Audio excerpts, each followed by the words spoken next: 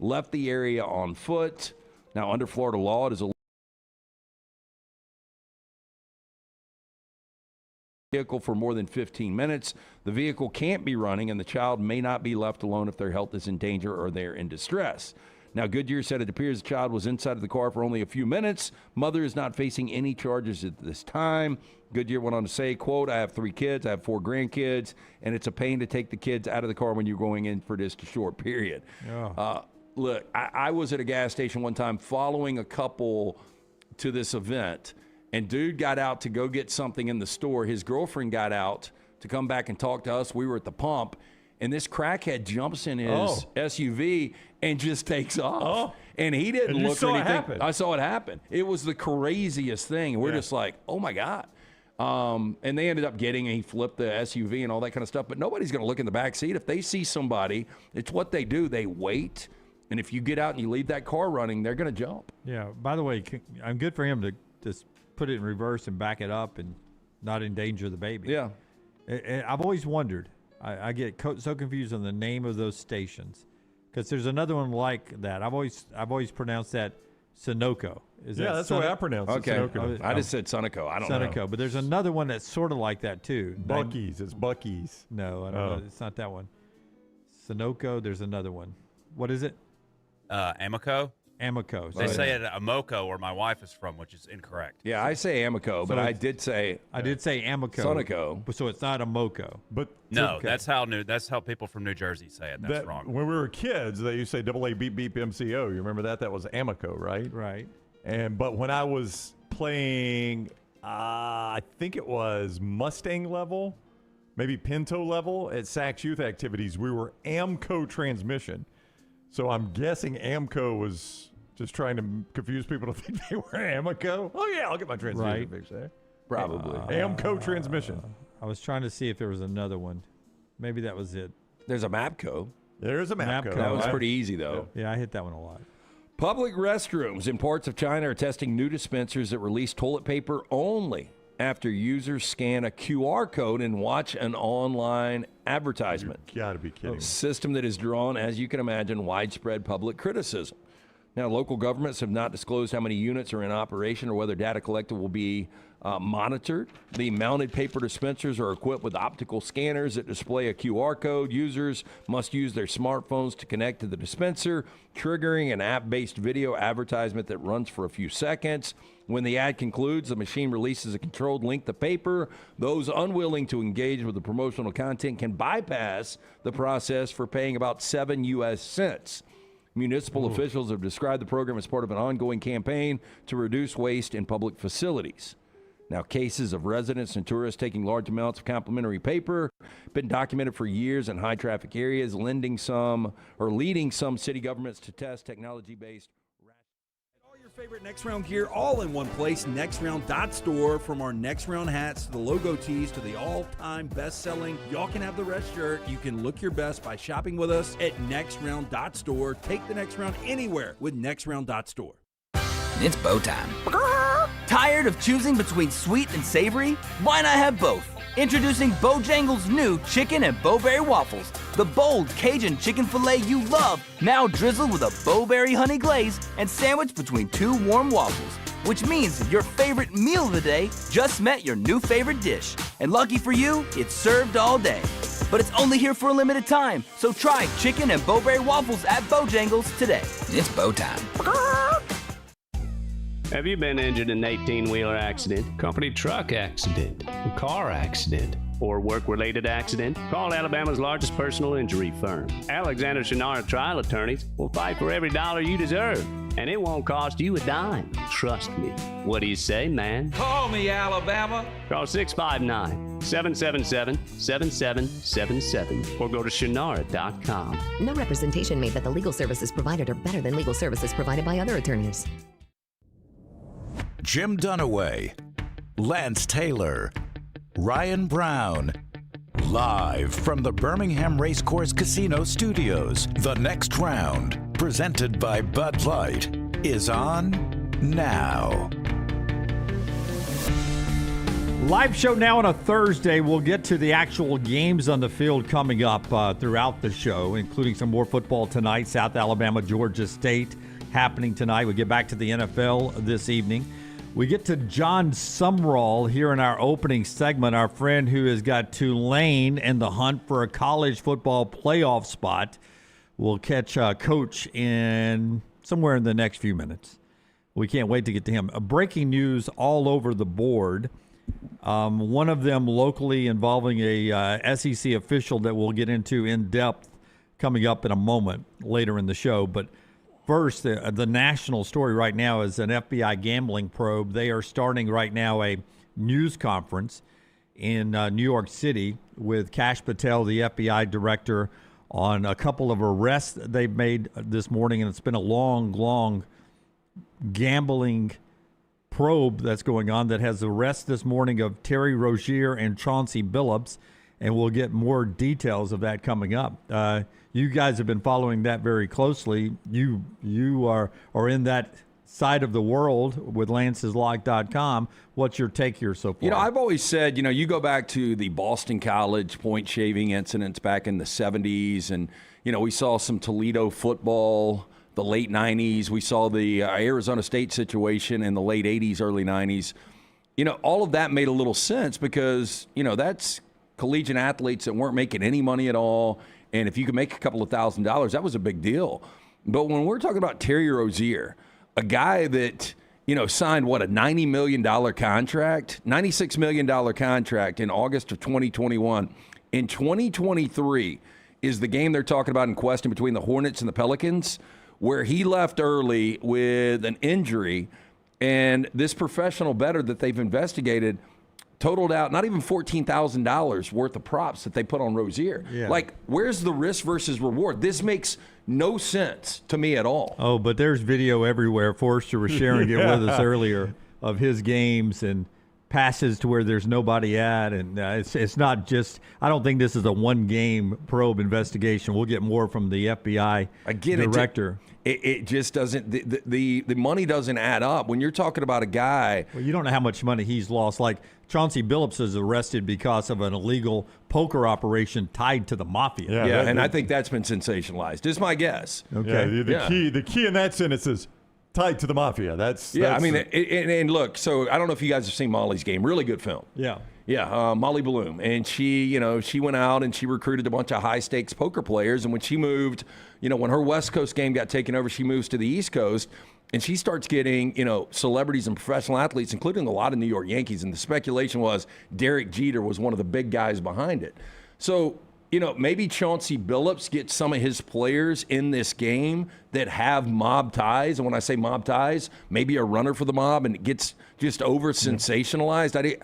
I don't know. I think this is a lot about nothing, but the FBI wouldn't be involved to this level if it wasn't. So we'll see. The release they just sent out said more than 30 defendants are going to be charged in this announcement that is happening. Yeah, I can see that. I can see him bringing a bunch of guys into an illegal high-stakes poker game where guys are losing six figures. Right now, you've got two current NBA and one former NBA.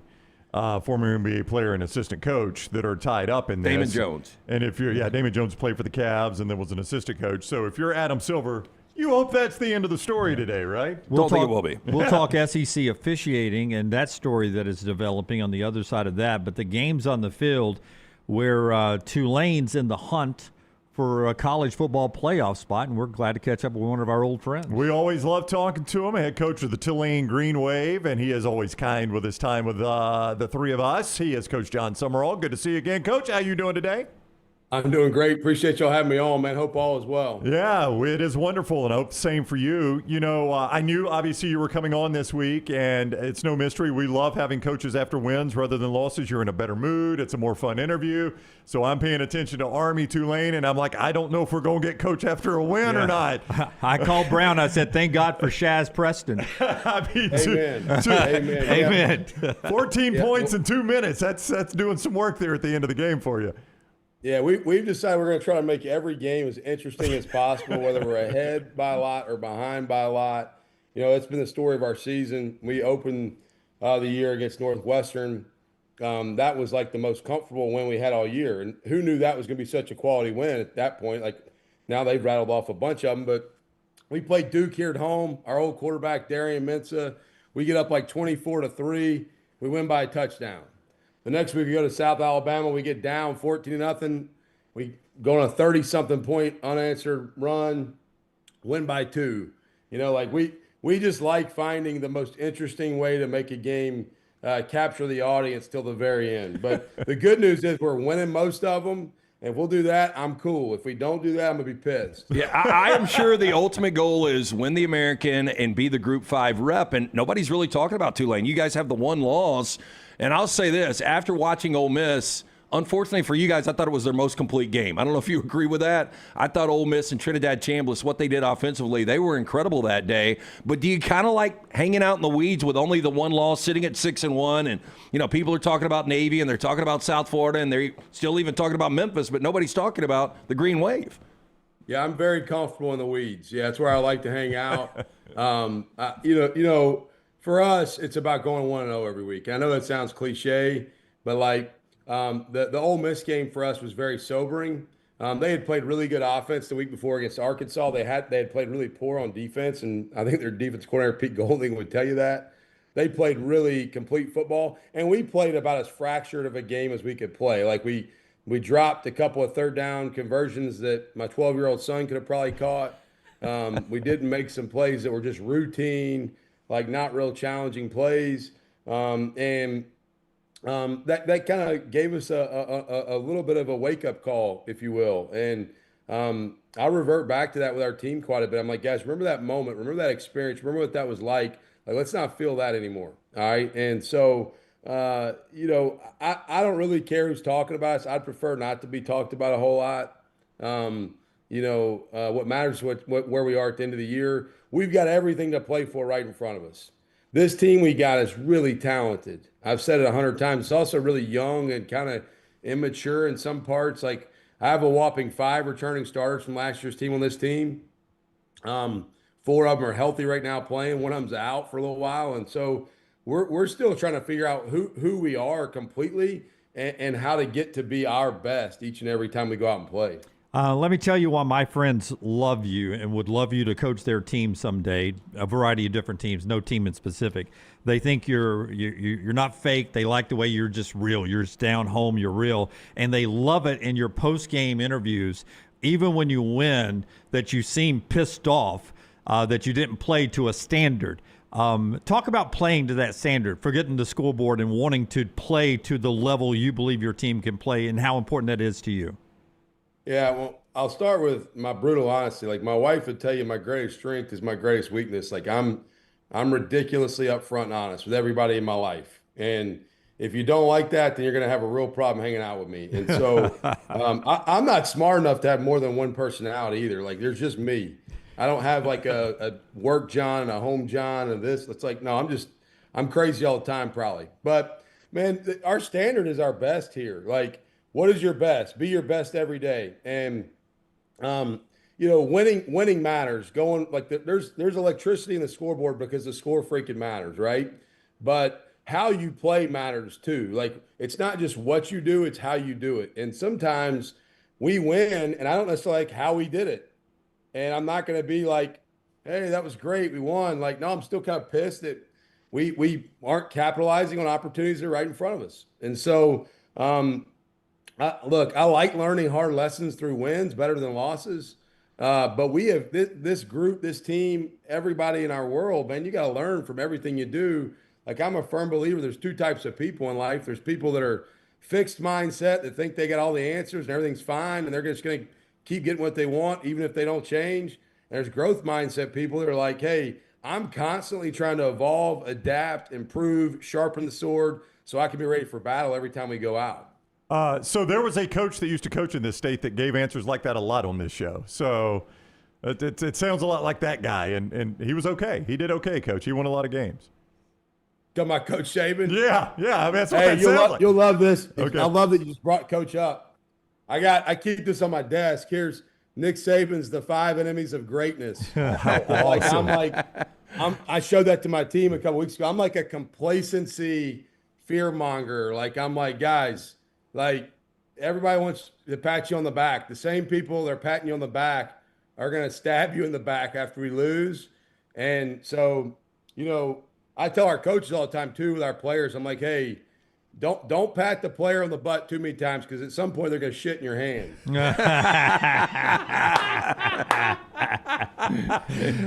Did you talk to him any? Have you had much communication with him?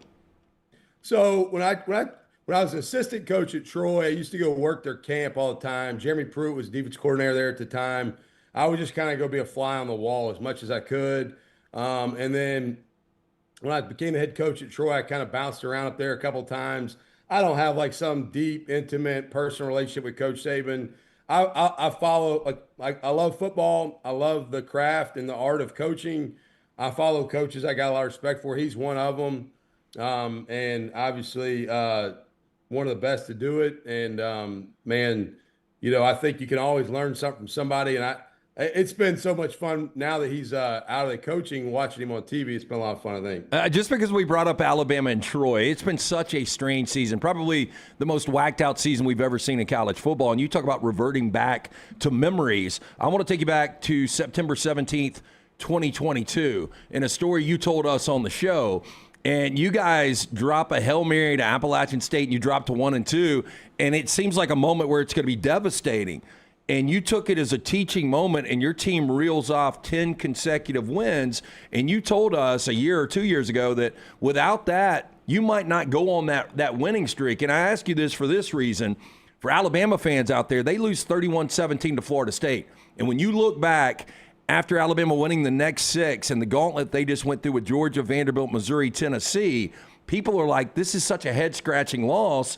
But maybe, when you look back at this might have been a good thing, a galvanizing moment for this team. This happens, right? Yeah, a good friend of mine has always, that I've known since college, used to always say, you get a sentence out of a win, you get a chapter out of a loss. All right? And what I mean by that is like a lot of your blemishes or warts maybe get covered up in wins because things are going good and like everybody's feeling good. But like a loss, you have to really kind of reflect and it challenges you to your core a little bit. Like if you're a competitor, you want to win no matter what. Like I brought up my son earlier, 12-year-old son. Like I play him in the backyard in basketball. I want him to lose. I want to win. All right. And so when you lose, there are losses that you get more out of than you could ever get out of a win. That App State loss we had in 2022, we went on 11 straight wins after that, finished 12-2 and finished 19th in the country in all of college football for the first time in program history at Troy. We wouldn't have done that without that loss, and something I'll carry with me forever. Sean Clark, who passed away not too long ago, a dear friend of mine, was the head coach at App at the time. He was the O-line coach most recently in Central Florida. The App State crowd rushed the field. Sean, I'm trying to get our kids off the field so there's no incidents with a fan and our team. And I get the last 2 guys in our locker room. One of them was KJ Robertson from Thompson, Alabama. And the other is Tez Johnson, who is now playing for the Bucks. Tez was on our team at the time. And so I get those are the last 2. I get them in the locker room. Sean comes over, and he tells me, hey, man, the 11th game of last year, we beat Troy 45-7. And he's like, hey, the 3rd game of this year, man, y'all really outplayed us today. We just got lucky at the end. He's like, keep doing what you're doing.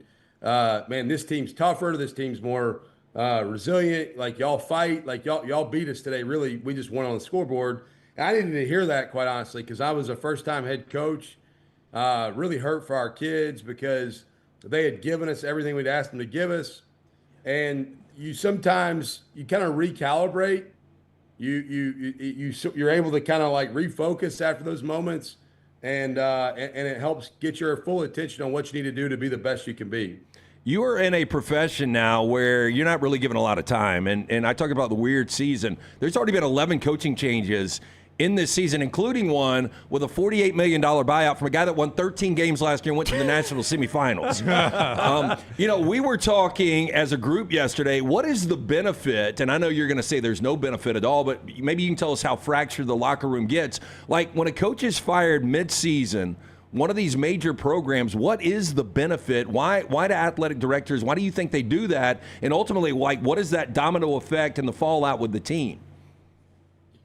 Man, there's a lot. We could talk for like an hour about that topic, right? Like, the season's a season. Like when all this stuff, when coaching changes happen mid-season, and you think about those rosters and those staffs that are in that moment. First off, my heart goes out to those teams because it's like I didn't sign up to coach at Tulane for 6 games this year. I signed up to coach all of them. And I want to be here to see this thing in the conference championship and us go win and go play in the playoffs. Like, you don't, whether it's going good or bad as a coach, you're not looking for an out. Like the coaches that it wasn't going good for, maybe you got the plug pulled, they weren't looking for a way out, I don't think, any of them. And so what it does to that team, man, and the people that are left behind, I think the challenge there is man, staying together, staying connected.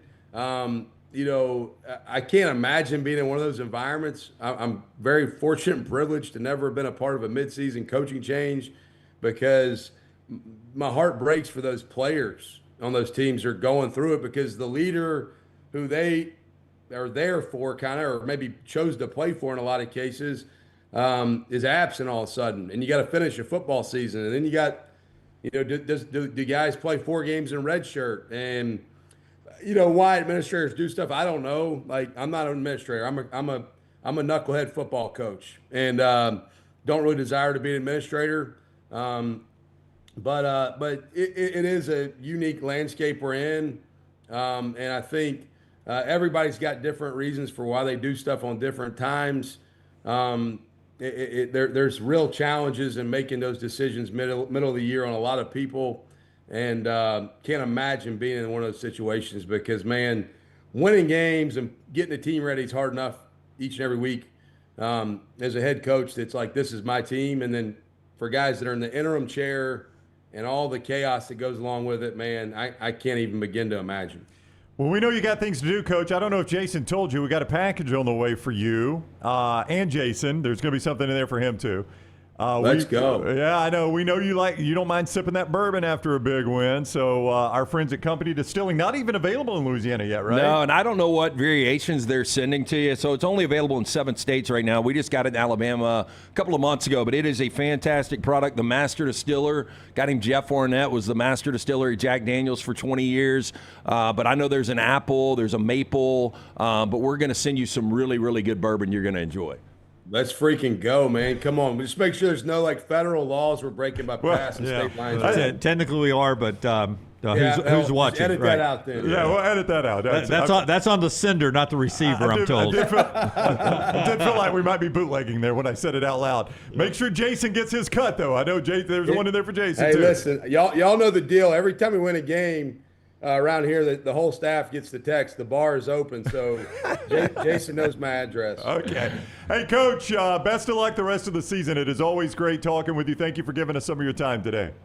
Thank y'all. I appreciate you. Roll Wave. All right, buddy. Take care. That is Coach John Sumrall, the head coach of the Tulane Green Wave on the Alexander Shannara Trial Attorneys Hotline. There are very few interviews, if any, I enjoy more than his. Yeah, I don't know any fan base that would not want him to lead their program. And, we wish him the most of luck, and he's doing a great job at Tulane. But, with this crazy cycle, again, already 11 open jobs, and I know the specific job you were mentioning you're friends with, and that's not an open job right now. But, a lot of that fan base isn't really familiar with him yet. Guys like Scott in the back room. You're talking about Auburn. Yeah. Scott in the back room, very familiar, and I think that is Scott's favorite. Scott, if you want to jump on the mic here, but I can't see how that guy's not going to succeed at every level. He took over a garbage Troy program from Chip Lindsey, and all they did was win double-digit games in 2 seasons.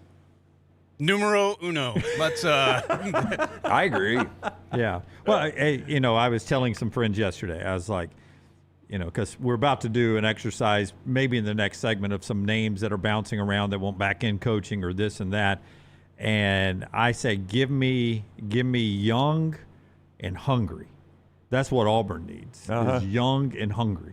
Young, hungry, and full of piss and vinegar, and he checks all love those that boxes. guy. Well, nothing's good enough. I love that too. I've never heard that before, and I don't know if he created that or he got it from some great philosopher or some great head coach like a Vince Lombardi. But you can get a sentence out of a win, but you can get a chapter out of a loss. Well, I mean, if I'm an Auburn fan, and I don't speak for Auburn fans because I love your team, I love Alabama. I'm a state Alabama guy. The fact that guy has built so much around some of Nick Saban's principles. I know Nick Saban was the coach at Alabama. He's the best that's ever done it. So once upon a time, he hired Pat Dye probably because of his connection with a guy named Bear Bryant, if I had to imagine. It's not because of the connection to Bear Bryant. Well, it's because right? Bear Bryant had a philosophy. Yeah. That, the Vince Lombardis, the Tom Landrys, the Don Shulas, the Nick Sabans. Successful philosophy. John Wooden. Yeah. I think they all have these, core values that work. And if those type of coaches come across your board, you jump on them. Yeah. And I think John Sumrall fits into that category. I know we need to do a commercial probably, but can I tell you why I think John Sumrall Absolutely. No, we do it after the commercial. No, absolutely. Okay. Go ahead. So here's what I look at when you're hiring a coach like that is you've seen him on a lower level, but you've never seen him on a big level. I ask these questions. Number one, did he take over a program that was struggling and make it really good? Answer to that is yes. I mean, Troy and Tulane, as good as Willie Fritz got the Houston job, but the last couple of years haven't been the same as they were the early years of Willie Fritz. Did he take over a good program and just ride somebody's coattails? The answer to that is no, right? Has he had all of his success at a program with a generational quarterback? Did he just fall, bass backwards into a generational quarterback and that's all his success? The answer to that is no. So that's what I look at when I look at guys like that is, did he build and sustain? Yes. He built at Troy, took the Tulane job. He's building that and he's sustaining it.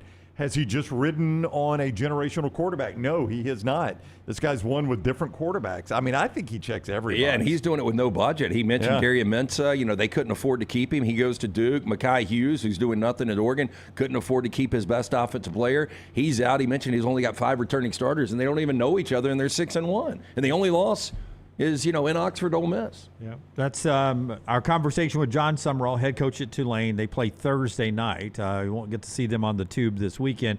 Coming off a tight 24-17 win over Army, in which Chaz Preston caught the game-winning touchdown there for that one, as you heard him say, amen, amen. Show being brought to you by our friends at Johnston RV Center, johnstonrvcenter.com, Browning. I-65, exit 304 in Coleman, 334 indicators, where you find Johnston RV Center, and you can always find them online, as Jim said, johnstonrvcenter.com. And again, they've just got some of those 2025s left, trying to get rid of those, so they've got room for all the 26s that are in, as low as $175 a month to buy in. The fifth wheels as low as $589 a month, all this with approved credit.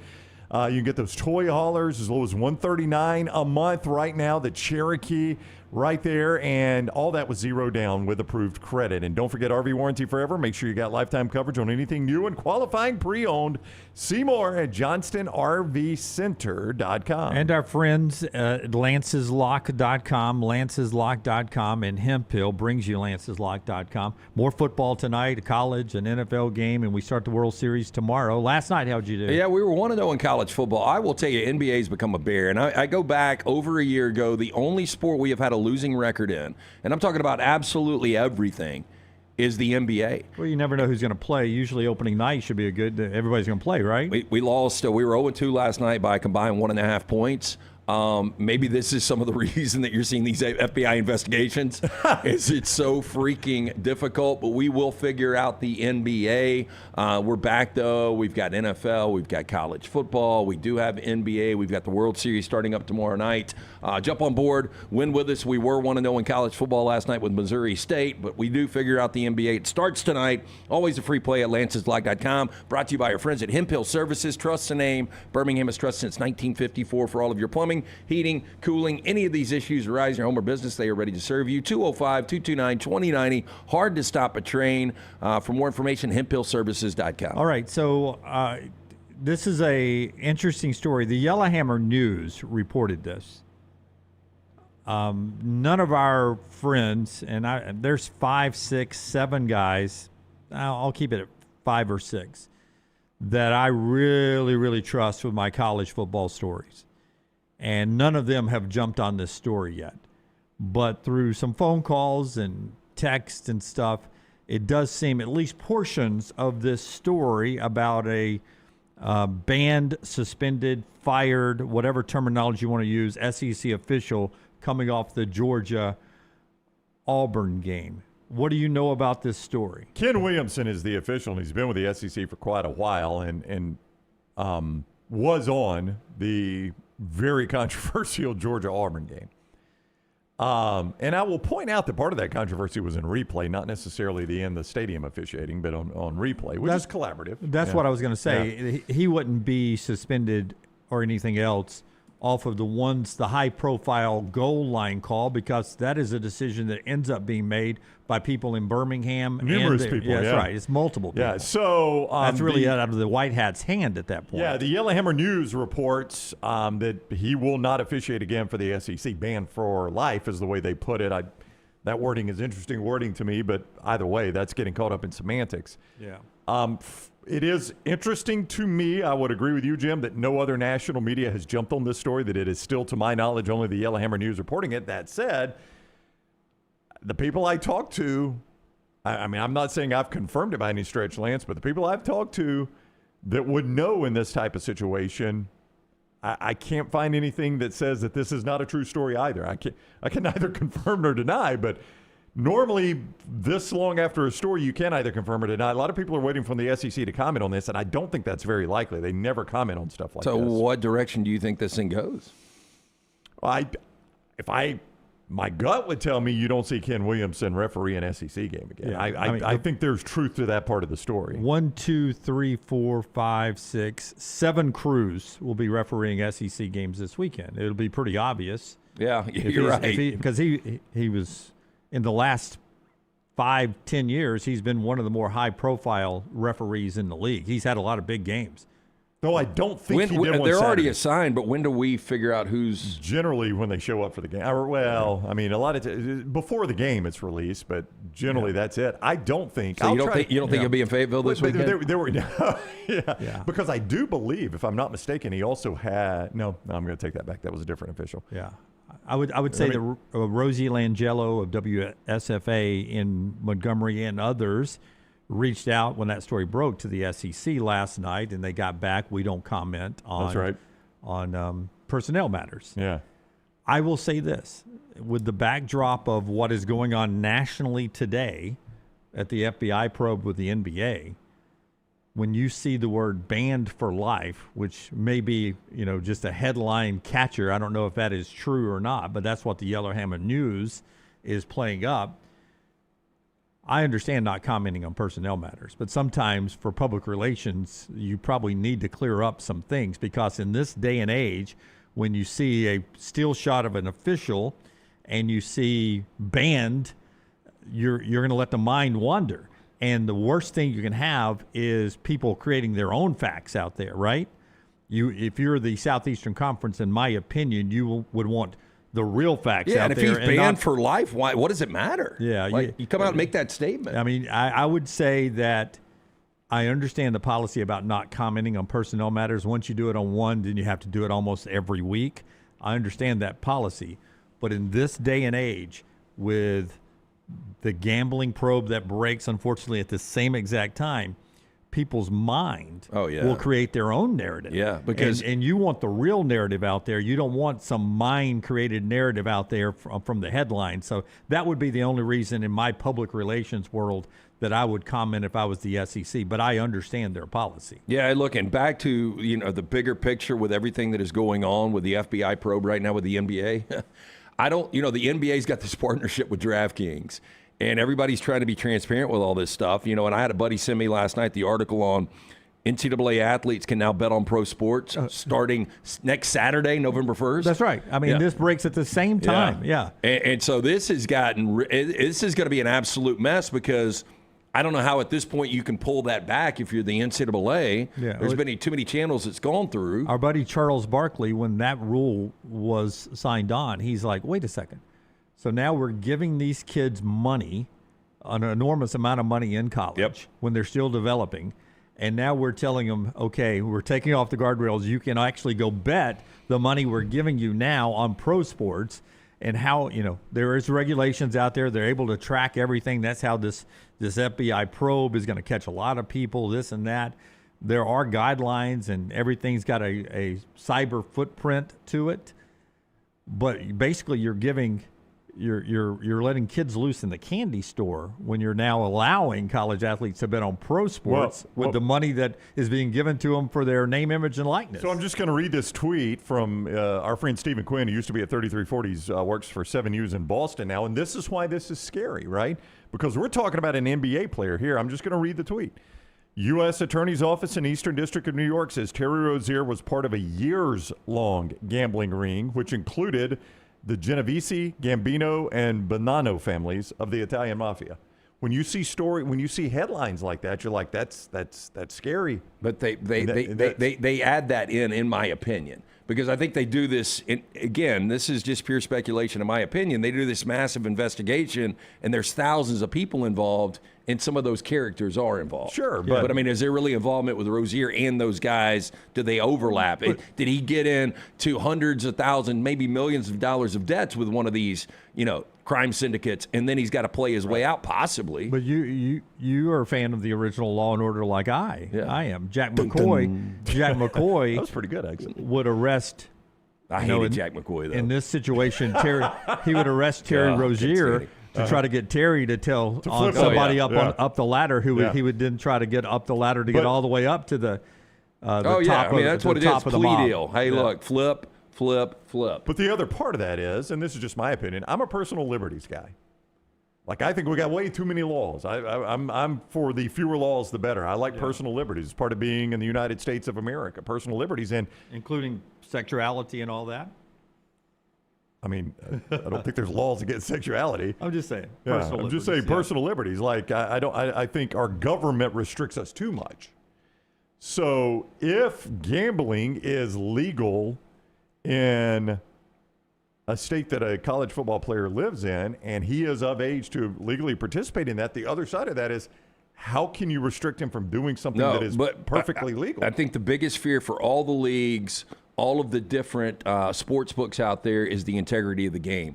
If you start to have officials that are affecting that, if you start to have athletes affecting that, head coaches affecting that, and you're putting up your hard-earned money is one of your vices, then how legitimate – I mean, this could cause just a major divide in what has become – it used to be so taboo. ESPN would not touch it. Like, they didn't talk about gambling. Now everything has got the number on it, the future odds. So everybody's accepted this. The last thing they want are stories like this coming out. Yeah. Or is it what has to happen to keep faith in the industry? If you don't have oversight, if you don't have arrests, if you don't have investigations going on, if you don't have trust in the system, then maybe it crashes the industry. Maybe it makes it less trustworthy. This is sort of a guardrail that lets the public say, okay, look, they're making sure the game I'm betting on is on the up and up. The scary thing is Terry Rozier just within 4 years ago signed a almost $100 million contract. Yeah, that's right. You've got a sitting head coach in Chauncey Billups who made millions and millions of dollars in his playing career. Now the thought is you look back to Auburn, Georgia, and you look at that and you're like, oh, that's how we started this conversation. Yeah, full circle. Yeah. Like something was going on there. If Auburn goes up 17-0, they win that game outright, in my opinion, and a lot of people's opinion. So if you've got a guy that is worth $100 million and a sitting head coach in the NBA that's got millions and millions of dollars, how can you not affect a player at that level in the Auburn-Georgia game or an official at that level? Yeah. And that is why you have to comment, in my opinion, so that people don't go down that road. I mean, and that is a road that many fans online are going down. They are, and I guess I'm just different in the way I view it. Like, when I see bad calls or something like happened in the Auburn-Georgia game in another conference, or even in the SEC, I don't immediately think gambling. I immediately think of they're taking care of the top teams that could be in the playoffs. Yeah, because there's a lot of money involved in that. But you know what they're going to have to do? I think, boy, it's a hard game to officiate, and these guys suck tonight. Yeah, but you know what? They're having a bad night. Bad shooting night for the refs. Back to that, I think sidebar, and there was an article, and I meant to get into it yesterday, but it was kind of long, and it was on the transparency of the ACC and what they're doing. Right. I think every league's going to have to go to this. I agree with you, but can you imagine what a mess that Auburn situation would have been if you were watching replay try to dig through that? Yeah, but they're getting paid to do it. No, I agree, Lance, but you've got a call that was extremely controversial. And, oh, by the way, then they've got to figure out a way to clean up the fact that a Georgia player picked the ball up and ran 99 yards for a touchdown. So at some point in that transparency, they're going to say, Ken, tell them there was a whistle. Just tell the coaches there was a whistle. Ken, did somebody blow the whistle? Or you got him on the side texting Ken. Hey, say you heard that whistle. Say you heard a whistle. I'm sure there was a whistle, actually. I mean, boy, I tell you, I watched a lot of replays. I don't know. I didn't hear one on the replays. I was there. It's hard to hear anything in that. Well, it is, but those replays the microphones are closer than your ears were. That is the one thing that does typically jump is a whistle. Yeah, and you could not hear one. And I didn't see anybody coming in doing this number right here either, waving their hands. But do you? I mean, you guys agree? Because that would have killed it too, even without the whistle. I think I probably watched, SEC, Big Ten, maybe even Big 12 more than the ACC, but still see 3-4 ACC games a week. The way they're doing this, with how transparent they are, is the way I think every league is going to have to get on board. I agree. A lot to get to on the show. We'd love to see your thoughts on what's going on with that YellowHammer story, yet to be confirmed by any of the major outlets that or major reporters that I follow, but Brown has done some sourcing, and we will continue to look at that. But I know you Auburn fans are very interested in that story as they get ready to travel to Arkansas. Bama's at South Carolina. We'll talk about the games on the field. We'll get to the NFL and Dan Orlovsky coming up in the final hour of the show. That is being brought to you by our friends at Alexander Shannara Trial Attorneys. Yeah, Shannara.com is the website to go to when you need an attorney. Shannara.com. You don't pay one single dime unless they win your case at Alexander Shannara Trial Attorneys. So that's where you get started. Shannara.com. Listen, he is a Alabama guy, Birmingham guy, born and bred, and that's what he wanted to do, was build a firm that could take care of anything his community faced. Well, he's done that now. They not only handle personal injury claims, but claims for fire and storm damage, bad drug and device claims, disability, workers' compensation, and a host of other claims. And in doing that, they've recovered more than $2 billion for their clients. Alexander Shannara Trial Attorneys. You pay nothing unless they win your case. Shannara.com. And also our friends at Urology Centers of Alabama, guys, from prostate health to kidney stones. They've got 16 locations to help you stay on top of your health. You can get all the details and see what they offer and make an appointment by going online to urologycentersalabama.com, urologycentersalabama.com, or calling 205-930-0920, 930-0920. 70 years of urological care here in Central Alabama. You don't do anything for 70 years without being the best in the business. Urology Centers of Alabama, 205-930-0920, urologycentersalabama.com. Follow LT on Twitter at @TheLanceTaylor.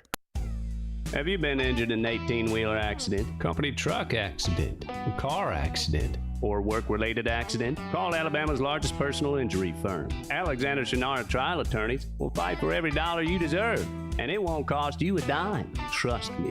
What do you say, man? Call me, Alabama. Call 659-777-7777 or go to Shannara.com. No representation made that the legal services provided are better than legal services provided by other attorneys.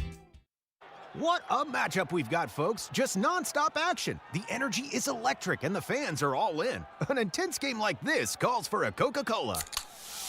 Ah, crisp and refreshing. That's a game changer. Yeah, that taste scores every time. And just like that, they're back at it. Passionate fans and an ice-cold Coca-Cola. Now that's a winning combo. No matter the team, no matter the sport, everyone knows fan work is thirsty work. Enjoy a Coca-Cola. At Central State Bank, we are large enough to serve you and small enough to know you.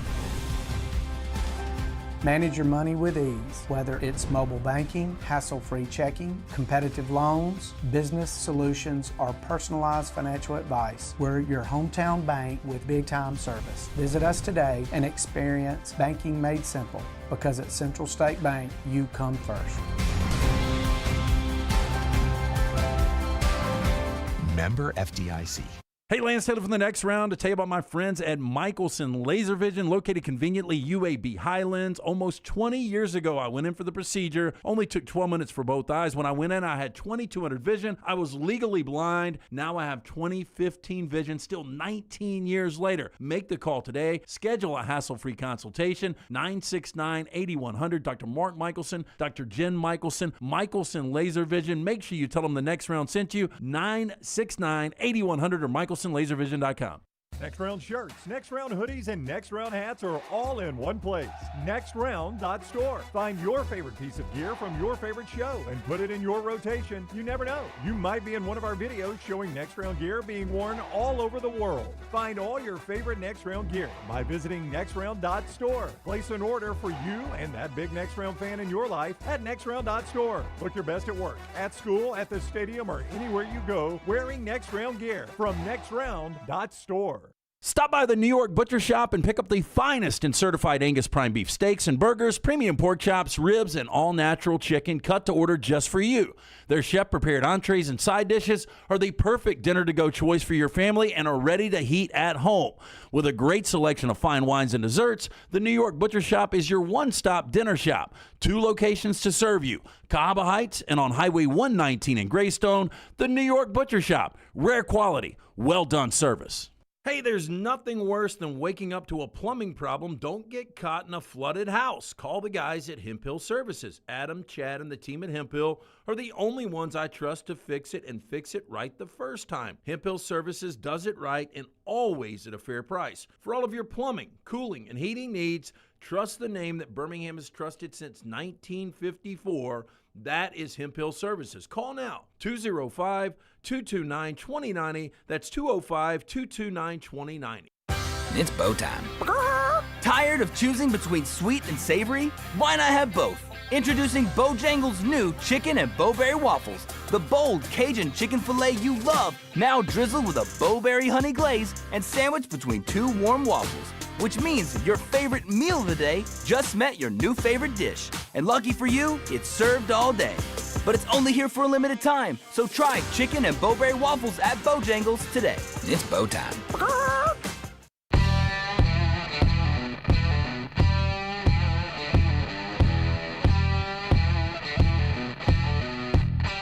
Hey, before we jump into this segment, I want to give you Hugh Freeze yesterday on the SEC teleconference. Remember, there was talk about Ashton Daniels, right? The backup quarterback or one of the quarterbacks in the Auburn room getting reps this week, almost like he could possibly get in for Jackson Arnold at some point. So Hugh Freeze gets asked about Deuce Knight's place in the quarterback room on the teleconference yesterday. Here's the Auburn coach. Hey, Hugh, I wanted to ask about Deuce, as you guys have evaluated the quarterback position this week, is he at all in consideration to maybe get some playing time or be in that competition? And I guess how has he handled that recently and how has he looked recently? Yeah, Deuce is he's handled everything extremely well to be so talented and young, and knows his time is coming. It's just a matter of when. But yeah, we will have all 3 ready to play, including Deuce and Ashton and Jackson. Yeah, that's Hugh Freeze yesterday on Deuce Knight. So he is at least in the mix, so he was not part of what Hugh had originally said earlier this week. Our friends at Inverness Country Club telling you right now about what they have to offer for you. Yeah, hey, look, great golf course. I think for a lot of golfers, this is their favorite weather, this fall weather. You get a little nip in the air, and you get out on the course talking about football, drinking some bourbons. Always fun. You can do it at the Inverness Country Club. Not only that, they've got the great golf membership. They've got a social membership. Before you know it, we'll go from the fall, winter, and the spring will be here. You can get out by that resort-style pool complex, full-service cabana. Whatever your interests are, you can find it at Inverness. Child care is also a big plus. To take a tour of this club today, call Aaron. Tell her the Next Round sent you. 205-991-8608. That's 205-991-8608 or online, iccalabama.com. And our friends at Way to Wellness helps you with your weight loss journey. They can jumpstart your weight loss by going to the website at planforme.com. No contracts, no sign-up fees. The first consultation is absolutely free. Leslie and her board-certified team can help you With no cookie-cutter plan, everything designed for you, including injection therapy, meal replacement. I use these protein bars to cut down on bad snacking. Find out what she can do for you and her board-certified team at aplanforme.com. It's Way to Wellness, your journey to healthy living. Brown, some comments on what's happening out there, specifically off the aftermath of the Georgia-Auburn Okay, game. Georgia-Auburn. I was going to ask, which one do you want? You want NBA and gambling? You want Auburn, Georgia? You want John Sumrall? Which one do you want? Georgia-Auburn is the one I wanted to heat. And we can get a little Sumrall, too. You can work both of those in there. Yeah. We'll let the NBA gambling thing play out. Yeah. Well, there's more details. Clay had some details a moment ago. Dak Cat says, in response to Lance, ACC has in fact opened a can of worms, and now every conference will have to shift. I agree. If you don't do it now, what the ACC is doing, you look like you've got no confidence in your officials. Well, look, if you're going to continue to have partnerships and allow your athletes to legally bet on sports, I mean, look, people want transparency. Colton says, everybody focuses on Auburn. I still can't believe they stole the touchdown from Georgia. Georgia should have had a touchdown there. I mean, I agree. Look, if you call it a fumble, it was a Georgia touchdown. Yes, there's no doubt. Tyler says, Auburn is so inept, there's really no need to plot against them. He's talking about everybody saying that Auburn always gets the bad calls. Just wait around, they'll implode on their own. Randall says, the rule on an inadvertent whistle during a fumble is the fumbling team can take the result of the play or replay the down. I don't think that's actually true if I think through that.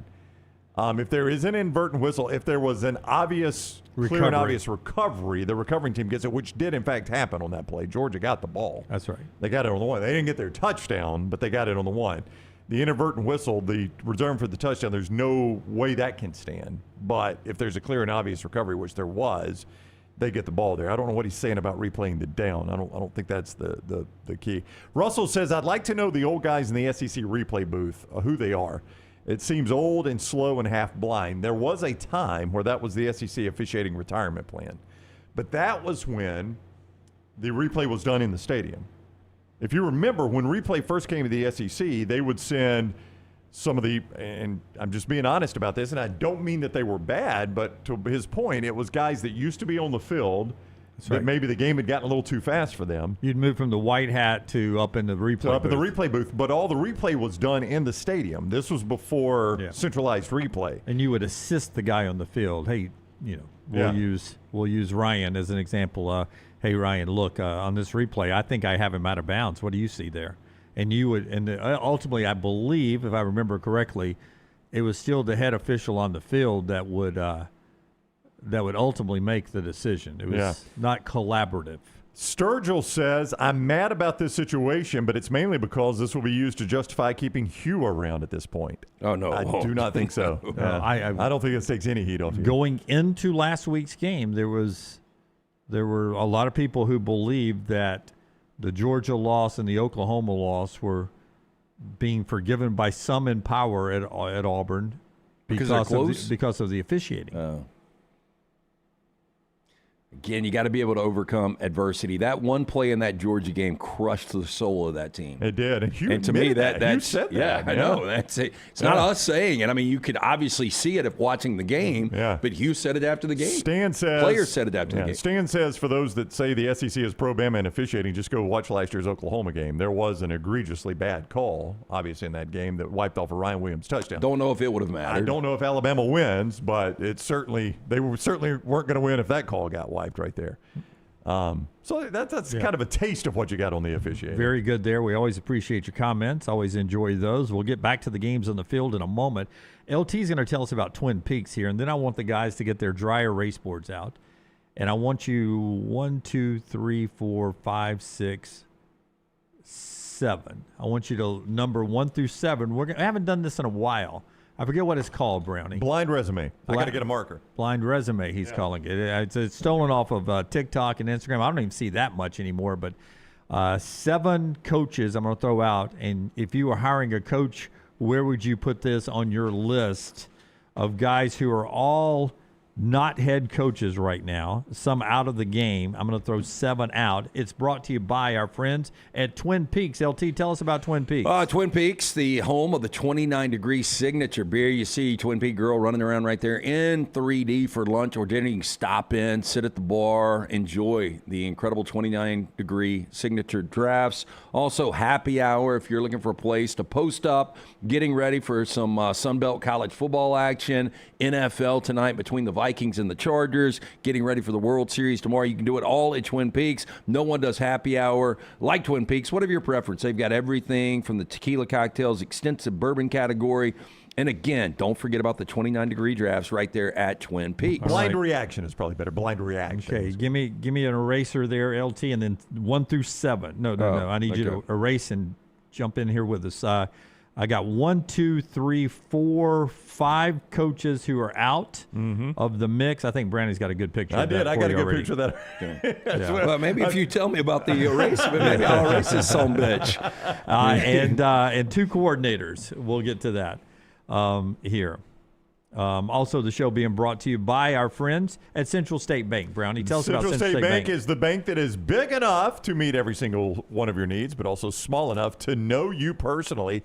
They are a community bank, and they are based in the community of Central Alabama, and that's who they are serving. So when it comes time, say, to buy a car, when it comes time to talk about a loan, when it just comes time to have a personal touch in your checking or savings account, chasing dreams, building your business, they've got the tools, the team, and the personal touch to help you win.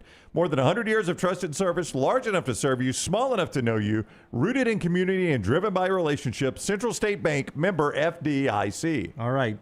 First name to throw on your list, 1 through 7, is Pat Fitzgerald. Pat Fitzgerald, former Northwestern coach. If you were hiring as an athletic director at just a power college football program, Pat Fitzgerald, where do you put him, 1 through 7? I put him 7th.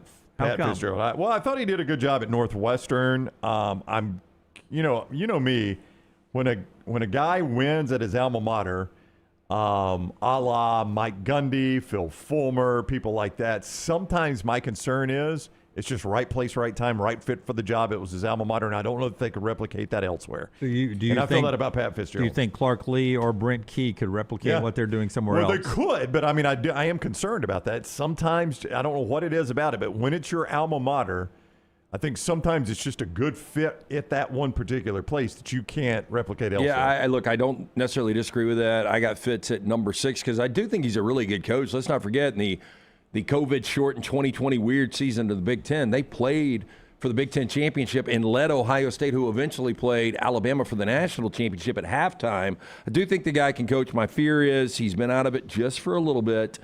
He has a little bit of baggage. I think that's lessening.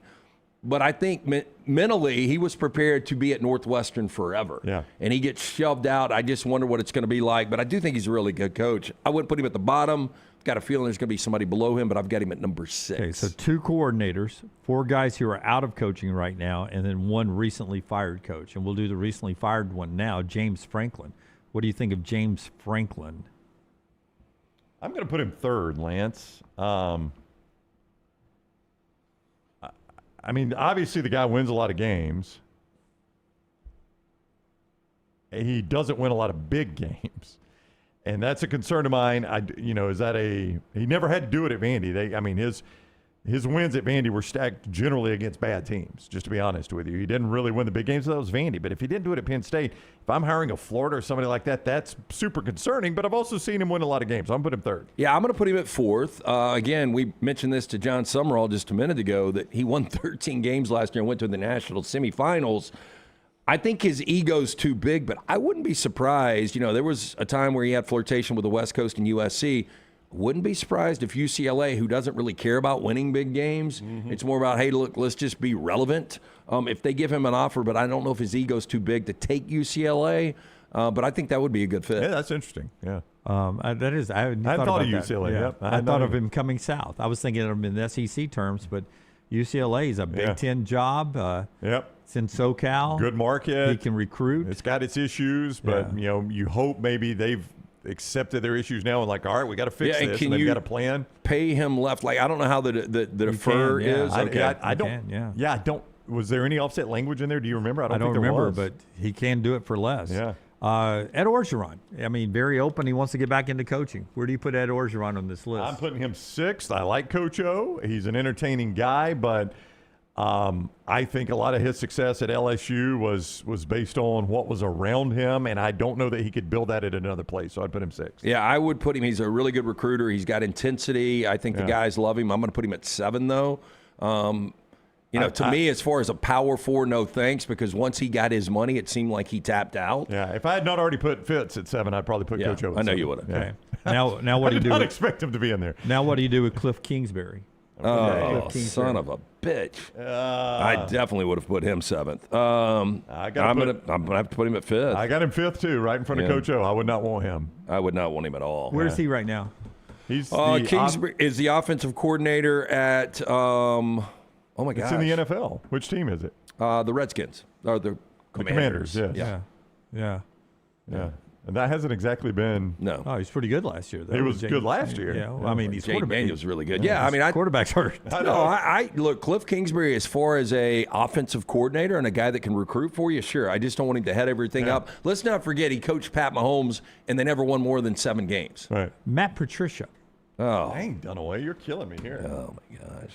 Again, he needs to be a lifetime defensive coordinator. Yeah, I mean, I would have Patricia way lower than this. Too. I never dreamt he would have been on I sort of gave you the I gave you the overview of the coaches I was choosing from. You said coordinator. Yeah. Why would I think Matt Patricia when you said happens to be the coordinator of the best defense in college football right now. Franklin and Fitzgerald are easy 1 and 2 right now, and this thing is a mess. I got him at 3 because I have to. Yeah. I got 2 left. Okay, well they're 1 and 2. John Gruden. Oh, Jeez. God. I mean, I don't even know who you've got left. I'm going to put Gruden at 2. There's no way I'm putting him at 1. Me too. Gruden is 2. Yeah, I think Gruden is much better at Are y'all paying attention to the stories that Jim, are out there today in coaching? I thought maybe I'd get a John Sumrall or somebody like that, or Lane Kiffin. I didn't know I was going to get all these. Lane Kiffin has a job. John Gruden does a much better job at Barstool than I think he ever did coaching. Yeah. Do you think there's a reason why that he's doing Barstool before he tries to get back into coaching? 100% there is. He wants to stay relevant. You think there are young people that go into Barstool's platform that could be recruited someday by John Gruden? Oh, I'm sure. I thought Gruden, Barstool, Monday Night Football, and then coaching. And I thought he was a pretty good coach, but he's better on the whiteboard. But I would not want Gruden as my coach. So give me not the coach that's left, but fired coordinator. Fired? This guy has been fired. The guy Maybe that's the left. most talked about guy in the history of our show. Jimbo is number 1 on this list for me. Jimbo Fisher.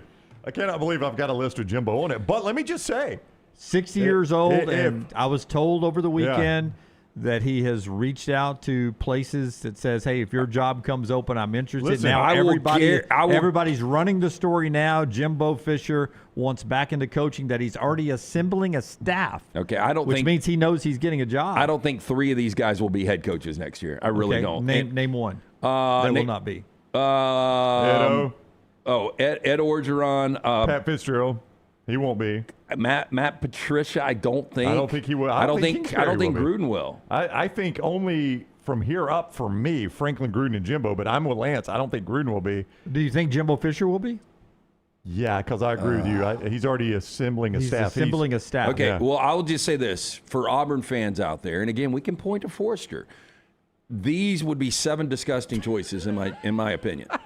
Now, look, I was the guy that liked Hugh Freeze, for whatever that's worth. Why are we listening to you? I just don't think Auburn fans would be excited about any of these guys. Do you? But let me just say this: I agree with you. I don't think they would be. But that necessarily matters. If I'm doing this list non-blind, I've only got Franklin in front of Jimbo. That's the only one I'd put in front of Jimbo. I would put Fitzgerald in front of Jimbo. I think if I were an SEC school, if I were an SEC or a Southern school, I'd take Jimbo over Fitzgerald. Fitzgerald's not a Southern guy, and I know that has worked for DeBoer. I get it. But here's what there was a time Auburn wanted Jimbo Fisher. There was a time, and that's what led to him being the coach in waiting at Florida State. and then they forced, Bobby got forced out, or age forced Bobby out, however you want to play that. This is hard to say because two guys have national championships on this list. And a Super Bowl. That's right. 3 of those are champions. Yeah, Brooks is pointing out. But there's no chance that one of these guys wins another championship. Brooks is like, as bad as Brown and LT hate this list, there's 2 national champions and a Super Bowl champion among the 7. Yep. That was a long time ago. Yeah, I know. Yeah, I would tell you, and also, now think about this. What about Virginia Tech and Jimbo Fisher? Oh, I think that will. Yeah, I could look at that if I'm a Virginia Tech fan. I don't know what your expectations are. If you're your best days are behind you. Yeah, if you're a Virginia Tech fan, you've hired a national championship coach. Now, is a little bit of the shine off? Yeah, it is. But are you going to hire a national championship coach otherwise? No. He says he doesn't have to do it for money. I didn't get into coaching for the money. He's got plenty of that. He's got all the money he wants, so he can take it on the cheap too. Well, if I'm him, I do that. I take it because there's no offset with that either. He's keeping that whole $75 million. I take it on the cheap and say, now you don't be cheap with me. I'll coach your team for $3 million. That other $3 or $4 million you're going to pay me, that's my NIL. Yeah, that's on top of what you're already doing on to NIL. hire my coaching staff That's and right. to hire. Now, how is that not attractive to some teams? Oh, I think it would be to Virginia Tech. How's that not attractive to an Auburn even? Well, if I'm James Franklin, if I've got that same situation, I might do that too. Now, there's coaching egos. Those guys love to be among the highest paid. Well, Jimmy Sexton can hit them up after you've won. So, to me, Texas A&M is in a much better spot than Auburn, and Jimbo Fisher was as average as you could be at A&M. The one season that he had that was decent was COVID, and it was such a weird season. What if I tell you, though, I'm just going to be in charge of the team, I'm going to run the team, and I'm going to hire an offensive coordinator? Do you really believe Jimbo Fisher would ever do that? I don't know. Maybe he's massive new. Ego. Maybe he's new. All right, that's the first hour of the show jam-packed in there. We will get to the viewing menu coming up. Tyler's 4 downs as well, and Brown has our roll around the food world. Our friends at CPAP Plus help you get a good night's sleep. It starts with the website. Let me see if I can remember this. Sleep Home Alabama. It's like that, right? Yeah, I had our friend Joe O'Neill reach out yesterday, and he sent me a nice message from one of our listeners that is now a customer for our friends at CPAP Plus, and they were talking about how awesome the CPAP experience was with the home sleep test. Again, 5 locations throughout the state for CPAP Plus for the O'Neill brothers. Birmingham, Trustful, Pelham, Foley, Troy. Home of the $199 home sleep test. Nobody wants to deal with insurance. You don't want to deal with the lab. You don't have to deal with either here. Just go to sleephomealabama.com. They've got Alabama's best home sleep testing and CPAP. Just easy-to-wear fingertip devices, clinically validated, that connect to your smartphone, complete with the physician's interpretation of your results. Again, for more information, sleephomealabama.com. Follow Brownie on Twitter and Instagram at Ryan Brown Live. Yo, Kinfolk, what's good, man? Let me holler at you for a minute. You know how life can be life. You're out there chasing that dollar. Every dollar is accounted for going somewhere. Then all of a sudden, bam! Out of nowhere, a car accident. All I had to do was hit up my people at Alexander Shannara Trial Attorney. You already know when that dude Alex pulls up the trial, he shuts down the litigation situation. Yo, go to Shannara.com. Hit him up at 659-777-7777. Call me, Alabama. No representation that legal services provided are better than any other provider. Storm season is here. Make sure you have a plan of action in place right now. Greg from Pell City and Storm Restoration Roofing should be your first call when storms hit. Insurance companies love working with Storm Restoration Roofing because of Greg Nelson's name and reputation in the industry. When storms hit, call Greg Nelson. He's local, 205-542-3531. He's the home of the free no-cost roof inspection. Greg from Pell City on Facebook, 205-542-3531. It's Storm Restoration Roofing. Hey, there's nothing worse than waking up to a plumbing problem. Don't get caught in a flooded house. Call the guys at Hemp Hill Services. Adam, Chad, and the team at Hemp Hill are the only ones I trust to fix it and fix it right the first time. Hemp Hill Services does it right and always at a fair price. For all of your plumbing, cooling, and heating needs, trust the name that Birmingham has trusted since 1954. That is Hemp Hill Services. Call now, 205-229-2090. That's 205-229-2090. Hey, Lance Taylor from the Next Round to tell you about my friends at Michelson Laser Vision, located conveniently UAB Highlands. Almost 20 years ago, I went in for the procedure. Only took 12 minutes for both eyes. When I went in, I had 2200 vision. I was legally blind. Now I have 20/15 vision, still 19 years later. Make the call today. Schedule a hassle-free consultation, 969-8100. Dr. Mark Michelson, Dr. Jen Michelson, Michelson Laser Vision. Make sure you tell them the Next Round sent you, 969-8100 or MichelsonLaserVision.com. Twin Peaks is the best in the game. Here, you're in the red zone for every college rivalry and divisional matchup all season long. I mean, where else are the scenic views as good as your view of the game? Only at Twin Peaks, the #1 sports bar. Catch up on all of today's Next Round on demand through the podcast platform of your choice. Apple, Spotify, iHeart, or Google Podcasts. Wherever you listen, always like, follow, subscribe, and turn on automatic downloads so you never miss any part of the Next Round. Hey, Lance Taylor from the Next Round to tell you about one of our favorite places for breakfast, lunch, and dinner. That is Hamburger Heaven since 1982. Hamburger Heaven has been serving Birmingham's best hamburgers, cheeseburgers, French fries, hand-spun milkshakes, and sandwiches made fresh to order. All of their ingredients are fresh and prepared daily. This includes their beef, always fresh, never frozen, hand-pattied each and every day. For breakfast, lunch, or dinner, visit any of the 4 locations, Highway 280, Irondale, Gardendale, and Homewood.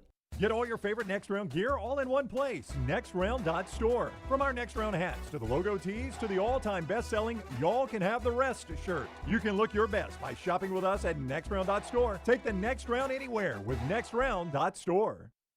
It's bow time. Tired of choosing between sweet and savory? Why not have both?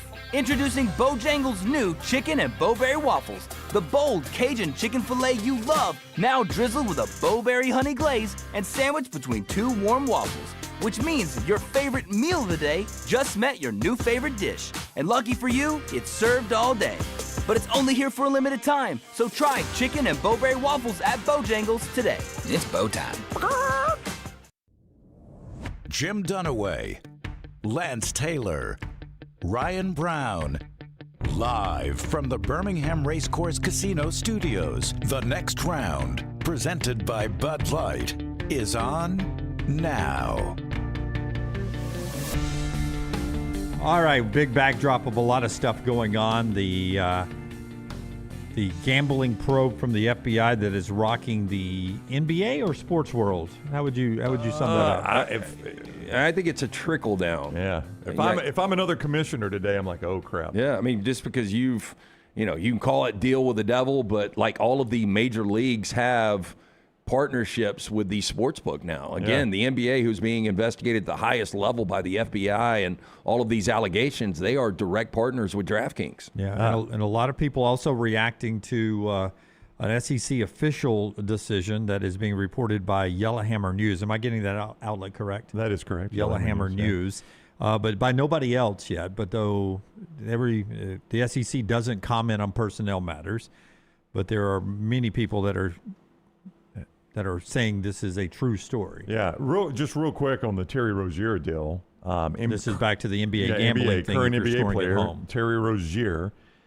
Clay is watching the news conference and tweeting some of it from the FBI. The FBI is alleging that Rozier told gamblers he would leave a Hornets game early, so take the under on all of his player props.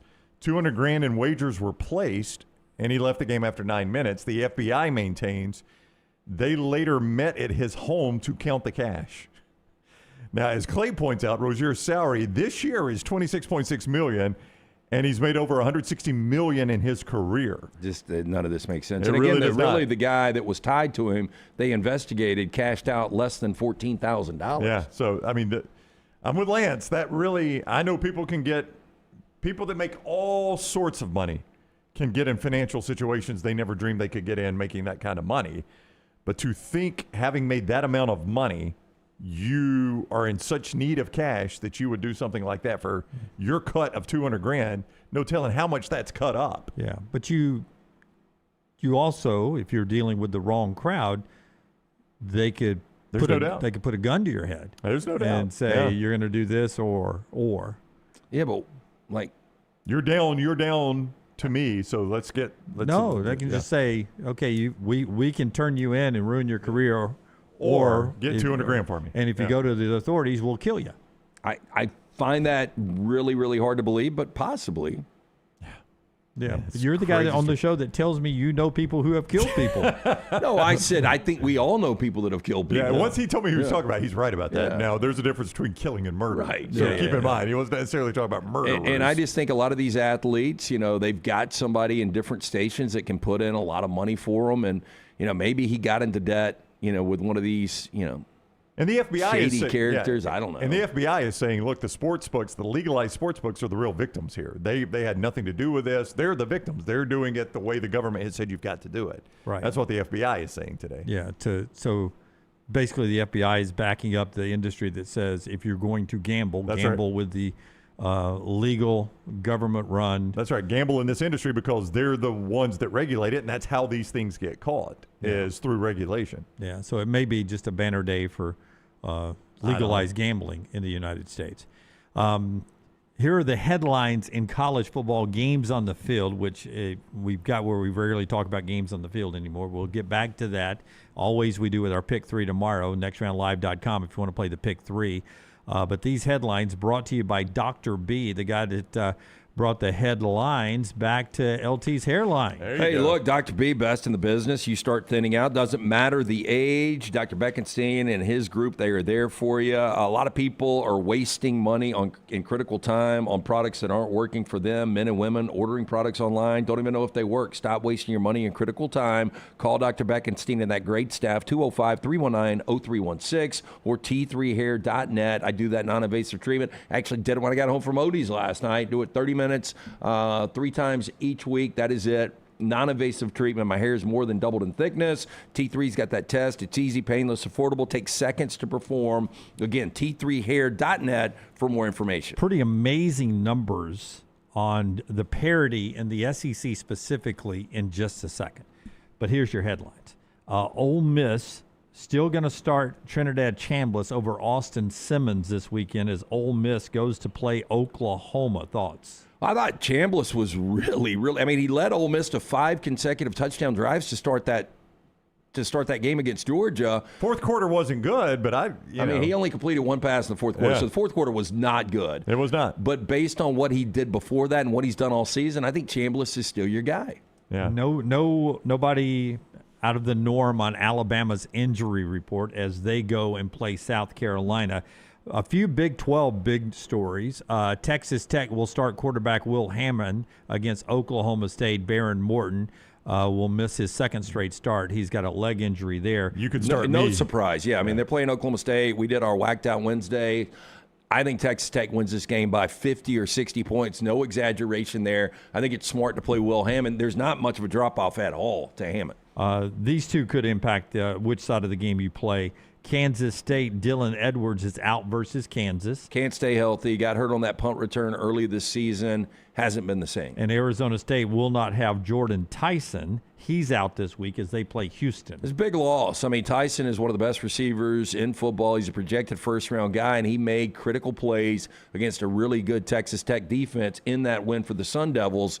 Sam Leavitt finally back healthy, and now you've got your best offensive players down. So this is a problem for a Arizona State offense that just hasn't clicked this year. Hey, and if you're going to the Alabama-South Carolina game and you wear those in-stadium wearable radios so you can listen to the Crimson Tide Sports Network broadcast, Chris Stewart says last night on Hey Coach that they will not be available at William Bryce Stadium this weekend because of the federal government shutdown. Apparently, when they go on the road, they have to get FCC clearance each time they go on the road to broadcast on that in-house radio wave. And because of the government shutdown, you will not be able to hear the Crimson Tide Sports Network. Tell Stipe to do it. If the government shut down Stipe, they can't come after you. Open up the government so we can get Chris Stewart in the stadium this weekend. What is the longest we've ever had the government shut down? I don't know. That's a good question. I saw it this morning. It was 35 days, and that was, I think, 2018 or 2019. Where are we now? Yeah, we're knocking on that, aren't we? 22. 22, all right. 22. A couple more weeks to the record. Yeah. So far, I haven't missed it, but we'll see. We'll see. I hate people that are missing paychecks, but to me, I frequently forget that the government is shut down. Yeah, let's hopefully row back and give them their money back. All right, to the games on the field. We continue that before I talk about parity. Some amazing numbers in a second. But first, here's Alabama's head offensive coordinator, Ryan Grubb, on the process of him determining his scripted plays. We all, if you're familiar with football, offensive coordinators obviously have the first 10, 15, 20, first drive, whatever, scripted plays in a game. Here's Ryan Grubb talking about that process for Bama. I don't talk to Kalen about the opening script or anything like that. As far as Ty, the way I look at it is I tell our guys the same thing every week. When I go to make the openers and the plays that are going to be called in the game, I take a full cut up on Thursday afternoon of every play we ran in practice, and then I go through all of them. When I watch the plays, it's kind of Tell the Truth Thursday, where you're looking at it like, okay, what did we actually execute well? I know the plays that I like and that I want to favor, but when it came down to it, what were we executing? And then from there, I get a list from Ty every week of some of the things that are – I give him a section for each part of the call sheet. What are his favorite throws? What are his favorite plays? And I certainly take that into consideration. What are the plays that he feels the most comfortable getting to? And then you just kind of add it all up and put them in order and let it rip. Yeah, I like that process. You always want the quarterback to pick some of the menu items, right? Because he's comfortable with those. Well, and I think when you're comfortable with your quarterback, you allow them to do a little bit more. The leash gets a little longer. I wonder if you would have asked Ryan Grubb this week 1 in Tallahassee, if he'd say the same thing. I saw an interview recently. It's with an NFL coach, and it's not McVay before you ask, but I can't remember which coach it is. I wish I could remember it because it's a good offensive coach, so it's obviously not Mike McDaniel either. It's probably Kyle Shanahan and Kevin O'Connell. I'm trying to remember what it was, but it could have been a former NFL coach. But the question was, if the script works so well, do you ever just think, why not just run the script again? Yeah. Because that's not what they're expecting you to do. Do you know why?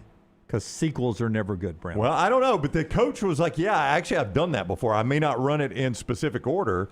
He said, but we make it through the script. And I'm like, dadgum, a lot of this worked. He goes, you can rest assured I'm going to try it again. Yeah, absolutely. Okay, now to these amazing parody numbers brought to you by our friends at the Pants Store. Hey, when it comes to parody, you don't want everything to be alike with your wardrobe, right? So get the best.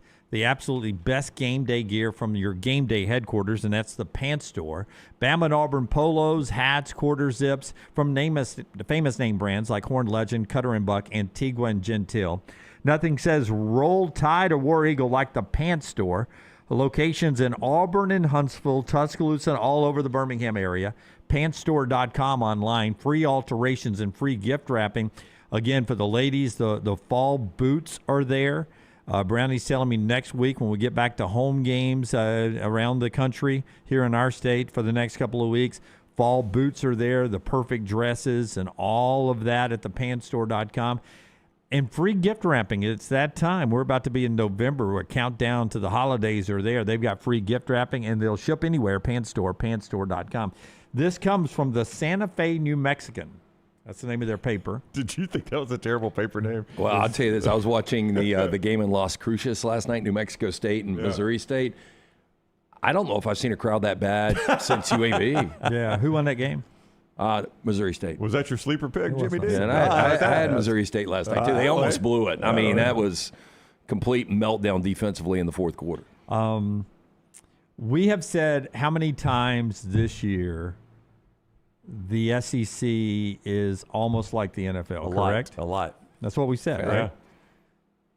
Currently, the average margin of victory in the NFL to this point in the season, updated stats from the Santa Fe New Mexican. 6 points a game. 10.1 is Wow. the NFL margin of victory. That's massive. That surprises me. It is. I mean, we envision. you take the biggest blowout. I know, but we envision Now like averages work. 80% of the games being one-possession games. That's and surprising. your average scoring is more than a one-possession game. In the SEC, it is an even 10 point. Yeah, 10 so it's less in the SEC than in the NFL. Yeah, That's but even more surprising. virtually identical. Yeah. It's Virtually even more identical. surprising that a college conference of 16 teams, not even a small college So conference. would you say there's a biggest discrepancy between the top of the NFL, the Kansas Cities and the Colts and the Rams of the world, to the Saints and the Jets, or from the Georgias and the Alabamas to the Auburns and the South Carolinas? If Kentucky, but I mean, I understand what you're saying. Well, you know what the worst scoring offense in the SEC is? South Carolina right now. No, in conference play, it's Auburn. It's Auburn. Yeah. Auburn has scored nothing in conference I did play. not know that. I did not. I learned something.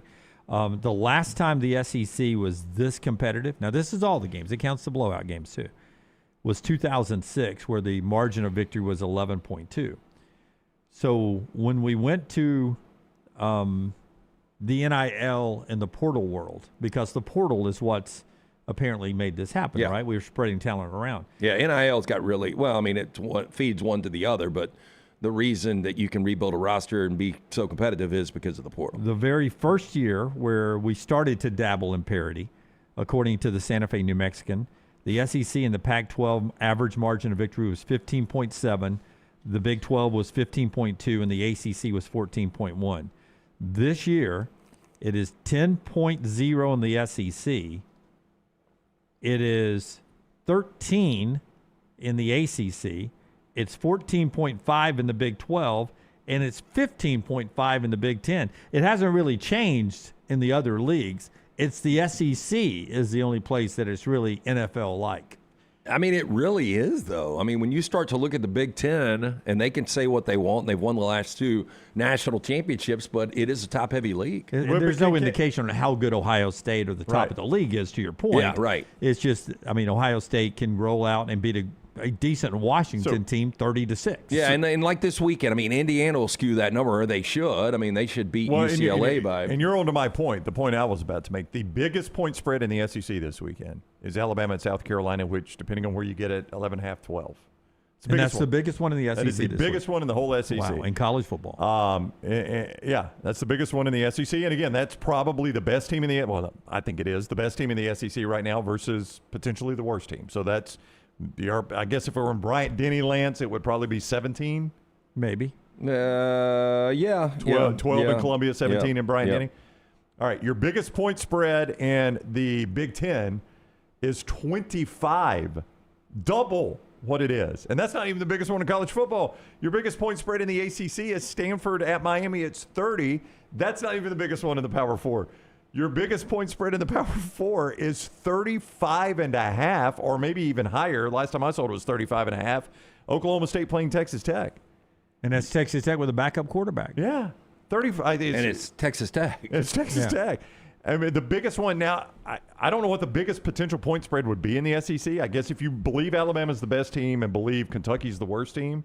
I mean, it wouldn't be more than 21. Okay. Yeah. I mean, maybe 24, maybe. Do me a favor. In Tuscaloosa. Do me a favor real quick while you actually do it. You tell me about Bojangles. You tell me what's the biggest point spread in the NFL this weekend. All right. Compare that to the SEC. What was the SEC when you said 11.5? 11.5 is some places you get Alabama at 11.5, some you get them at 12. Because we've seen 11.5 this year in the NFL, haven't we? Yeah. Bojangles can make it bow time for you. I hope those of you in Pelham Parkway have swung by and enjoyed that great Bojangles that opened, grand opening yesterday.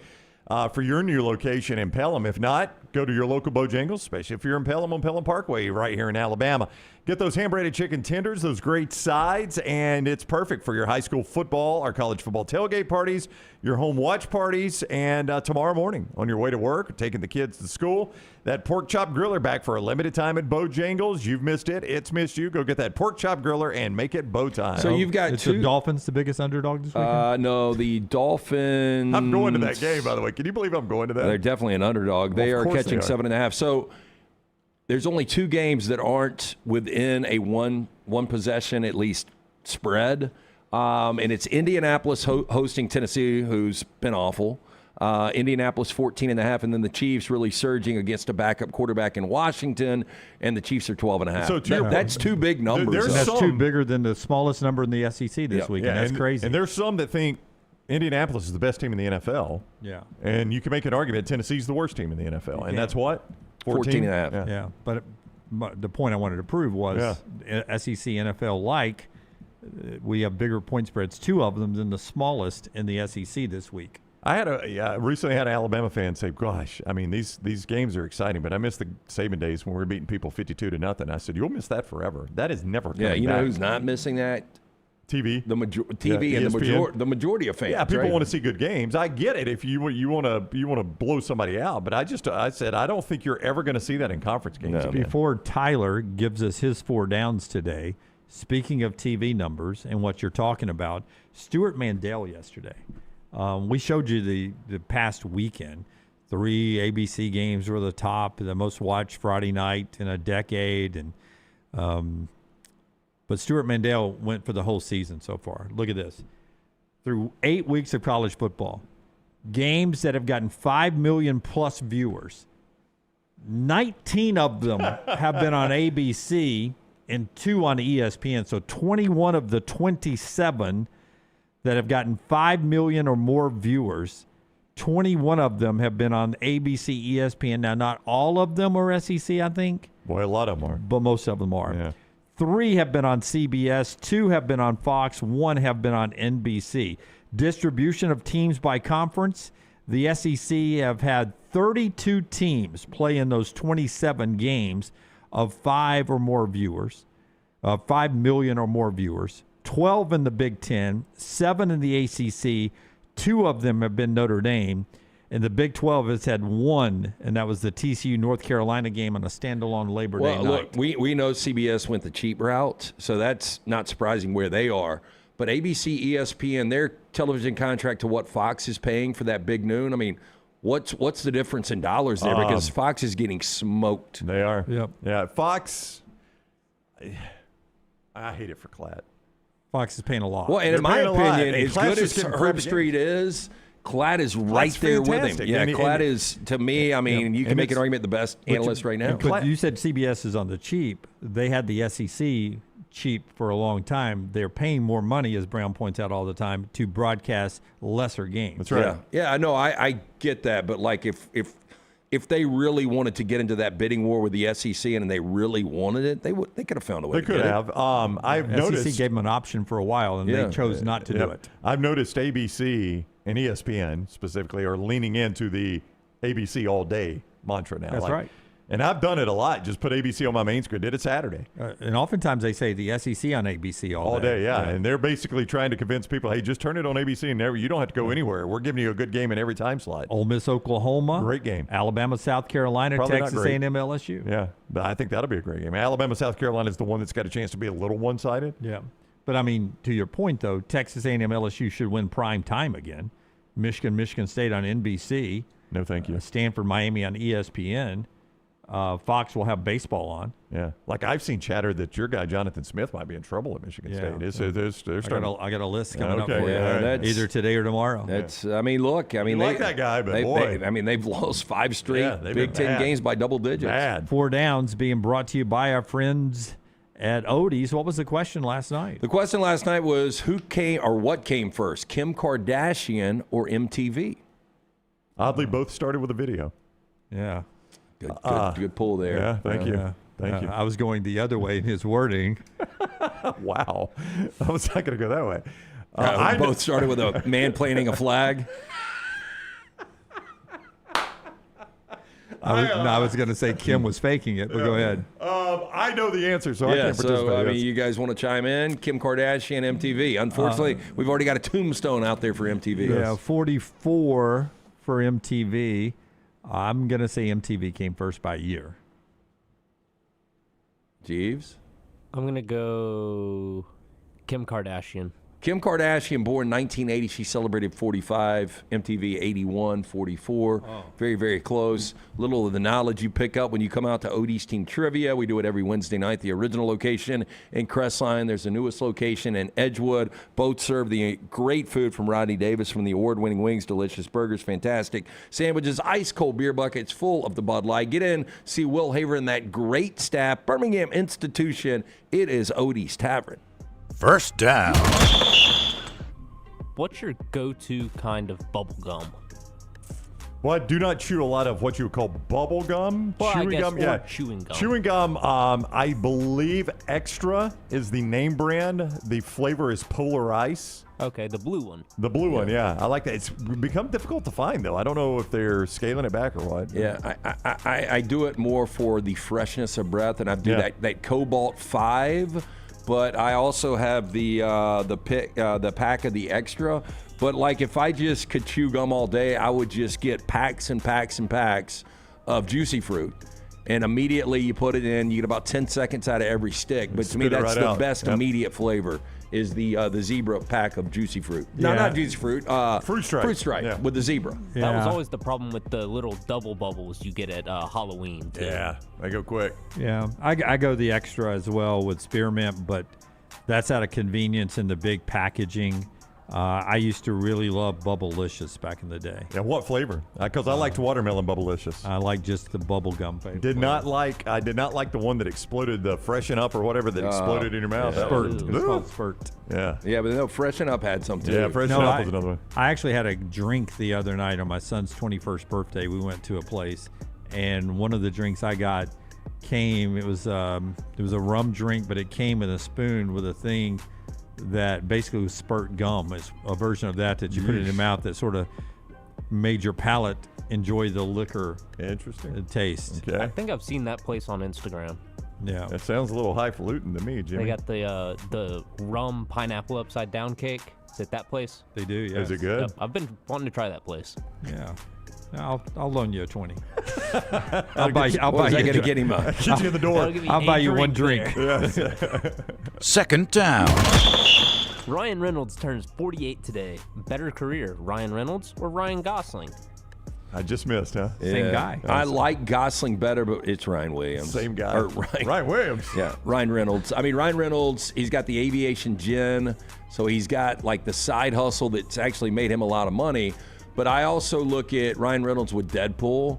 Like, I don't think Ryan Gosling, Ryan Reynolds. La La Land was. I think he owns a cut of that Mint Mobile too. That he does. Yeah, that he. I think Wrexham, Jeeves has right? got that. Don't you? Don't you have Mint Mobile? No, I've got Cricket. Cricket. Okay. Yeah. Don't let me confuse them. Yeah. I didn't know that. And Wrexham, right? He's the guy with Wrexham? Yes. Yeah. Yes. Yeah. He invested with the Mac from Always Sunny. Yeah. To me, much more talented is Ryan Gosling. Like, you see a movie like Drive and then La La Land and just his versatility. I'm not a huge Ryan Reynolds guy, but I think he's had not much better, but the better career. I agree. I'm going to go Gosling because I like him better, but I like Ryan Reynolds. I like them both. Third down. Weird Al Yankovic turns 65 today. What's the best parody song you've ever heard? Of his or any? Just in general. Amish Paradise is pretty good. Amish Paradise is good, yeah. I had a video too. Speaking of MTV, remember the video? Yeah. Such a talented guy, such a weirdo, but I've so heard. talented. I would not have considered going, but I've actually heard his live shows are very entertaining. I bet it is. I bet it's a lot of fun. Yeah. When he did the spoof on Hot Shots 2, the one that Charlie Sheen came out was all ripped up, and he was also ripped up. I think he did like a full video for it. I mean, he's done so many good things. I would have to really go back and look at it. Spam in your lunchbox at work. Now made from pork. Something like that. I can't remember the words. I don't know that one. Yeah. Oh, yeah. Eat it to beat it. Yeah. It was a good one. But Amish Paradise I'm going to go with that one. Yeah, I think Amish Paradise was his best. Fourth down. One movie I've been looking forward to, the Chainsaw Man movie, releases today. So how much experience do you guys have with chainsaws? Bad experience for me. I got all my digits, but I used it once, and so that'll be the last time I do that. Yeah, only 2 times. Yeah. I remember in middle school, we had a dad that came out there. And this is funny. It really wasn't us. We carried the chainsaw to him, but he cut the tree without looking at the power lines, and so it hit the power lines, and there's a bunch of 13 and 14-year-olds out there, and it looked like poltergeist with the electric explosions, and lucky we all didn't go down. Yeah. Do it again, Dad. I have this scar right here from a handsaw. So my dad knew never to let me hold a chainsaw. But Wait, how did you hit that far up? It's a good question. It's right here. I'm holding it. It's wood shop. 10th grade. And Susan Allen. Back from summer. Sundress day. We're working. Sundress day. And we're doing this. and I'm not paying attention. She's cutting wood in the sundress? She's across the table. It was CHOP, 10th grade.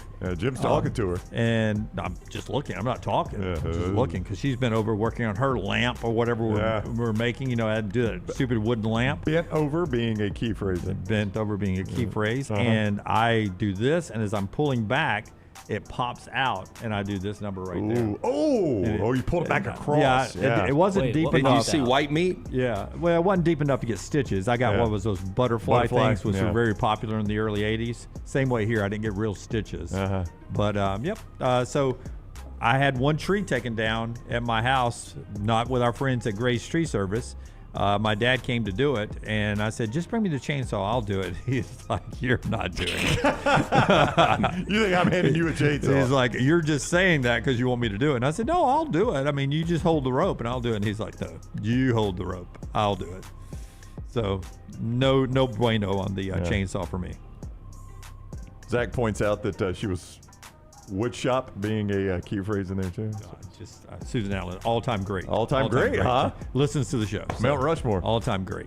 That is 4 Downs today, brought to you in part by our friends at Company Distilling. LT, tell us about Company. Company Distilling, great new product out there. If you want to try a whiskey that is good as the company you keep, now is your moment. It's available throughout the state of Alabama. If you're in your ABC store or any of these package stores, they don't have it, tell them to get it. Also, 3 great destinations you can visit where you can sip and enjoy the company bourbon, the company distilling right there. Scan the QR code or go to companydistilling.com/Alabama for more information. Everything Next Round is on demand now in the podcast section at nextroundlive.com. Honey, a while back, life knocked me flat on my behind. I was hit by an 18-wheeler, and Lord of mercy, it left me hurting. Now, I heard through the grapevine that Alexander Shannara had recovered big money for some people. You been hurt? Can't work? Don't sit there suffering. Call my people at Alexander Shannara Trial Attorneys. Ain't gonna cost you a dime, so pick up the phone and dial 659-777-7777 or go to Shannara.com, because when I called, Alexander Shannara answered. Call me, Alabama. No representation made that the legal services provided are better than legal services provided by other attorneys. This hour of The Next Round is presented by the Birmingham Racecourse Casino, now featuring 7 days of giveaways with your chance to win a share of up to $125,000. The more you visit the Birmingham Racecourse Casino, the more chances you have to win. Hey, for all of your IT and printing needs, reach out to our friends at Xerox Business Solutions. Look, I'm still one of those old school guys. I print my notes every single day for the show. If you watch the show here on The Next Round, you see all the notes in front of me. From day one, Xerox Business Solutions, they've been with us here at The Next Round. Local for over 45 years. For all of your IT and printing needs, visit XeroxBusinessSolutions.com or call 205-969-3000. That's 205-969-3000. Hey, Lance Taylor from The Next Round to tell you about one of our favorite places for breakfast, lunch, and dinner. That is Hamburger Heaven since 1982. Hamburger Heaven has been serving Birmingham's best hamburgers, cheeseburgers, French fries, hand-spun milkshakes, and sandwiches made fresh to order. All of their ingredients are fresh and prepared daily. This includes their beef, always fresh, never frozen, hand-pattied each and every day. For breakfast, lunch, or dinner, visit any of the 4 locations, Highway 280, Irondale, Gardendale, and Homewood. Hey, there's nothing worse than waking up to a plumbing problem. Don't get caught in a flooded house. Call the guys at Hemp Hill Services. Adam, Chad, and the team at Hemp Hill are the only ones I trust to fix it and fix it right the first time. Hemp Hill Services does it right and always at a fair price. For all of your plumbing, cooling, and heating needs, trust the name that Birmingham has trusted since 1954. That is Hemp Hill Services. Call now, 205-229-2090. That's 205-229-2090. Hey, Lance Taylor from The Next Round to tell you about my friends at Michelson Laser Vision, located conveniently UAB Highlands. Almost 20 years ago, I went in for the procedure. Only took 12 minutes for both eyes. When I went in, I had 2200 vision. I was legally blind. Now I have 20/15 vision, still 19 years later. Make the call today. Schedule a hassle-free consultation, 969-8100. Dr. Mark Michelson, Dr. Jen Michelson, Michelson Laser Vision. Make sure you tell them The Next Round sent you, 969-8100 or MichelsonLaserVision.com. Hey, let me tell you about our friends at Urology Centers of Alabama. Compassionate and comprehensive urological care with 35 physicians 17 locations across Alabama. Their patient-centered approach to all of your urological needs. Remember, they've got that new men's health center. It is beautiful, helping men with a wide range of sensitive male issues in a comfortable environment. You can always go online, visit Urology Centers, Alabama.com, schedule an appointment with one of their many urologists today. Catch up on all today's Next Round on demand through the podcast platform of your choice, Apple, Spotify, iHeart, or Google Podcast, wherever you listen. Always like, follow, subscribe, and turn on automatic downloads so you never miss any part of the Next Round. It's bow time. Tired of choosing between sweet and savory? Why not have both? Introducing Bojangles' new chicken and bowberry waffles. The bold Cajun chicken filet you love, now drizzled with a bowberry honey glaze and sandwiched between two warm waffles. Which means your favorite meal of the day just met your new favorite dish. And lucky for you, it's served all day. But it's only here for a limited time, so try chicken and bowberry waffles at Bojangles today. It's bow time.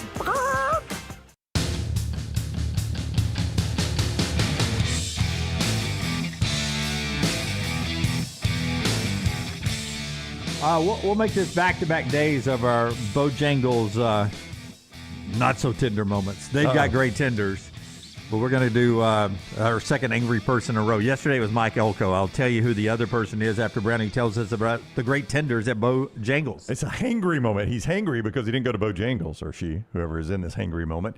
Hand-breaded chicken tenders with those great sauces that match. It can be your tailgate headquarters for high school or college football. And it can also be those great watch parties. They can cater those for you at Bojangles. Pelham's got that brand new location, but you can find a location near you for lunch, for dinner, for high school or college tailgates. So those watch parties make it bow time. What the heck are we doing? London Johnson played 2 years for the Ignite G League Ignite team, which are basically big high school recruits who decide not to go to college. And they want to start their pro career, so they go straight to G League Ignite. And then he played last year for the Maine Celtics, the G League team, who's the farm team of the Celtics. But then earlier this week, he committed to play basketball at Louisville.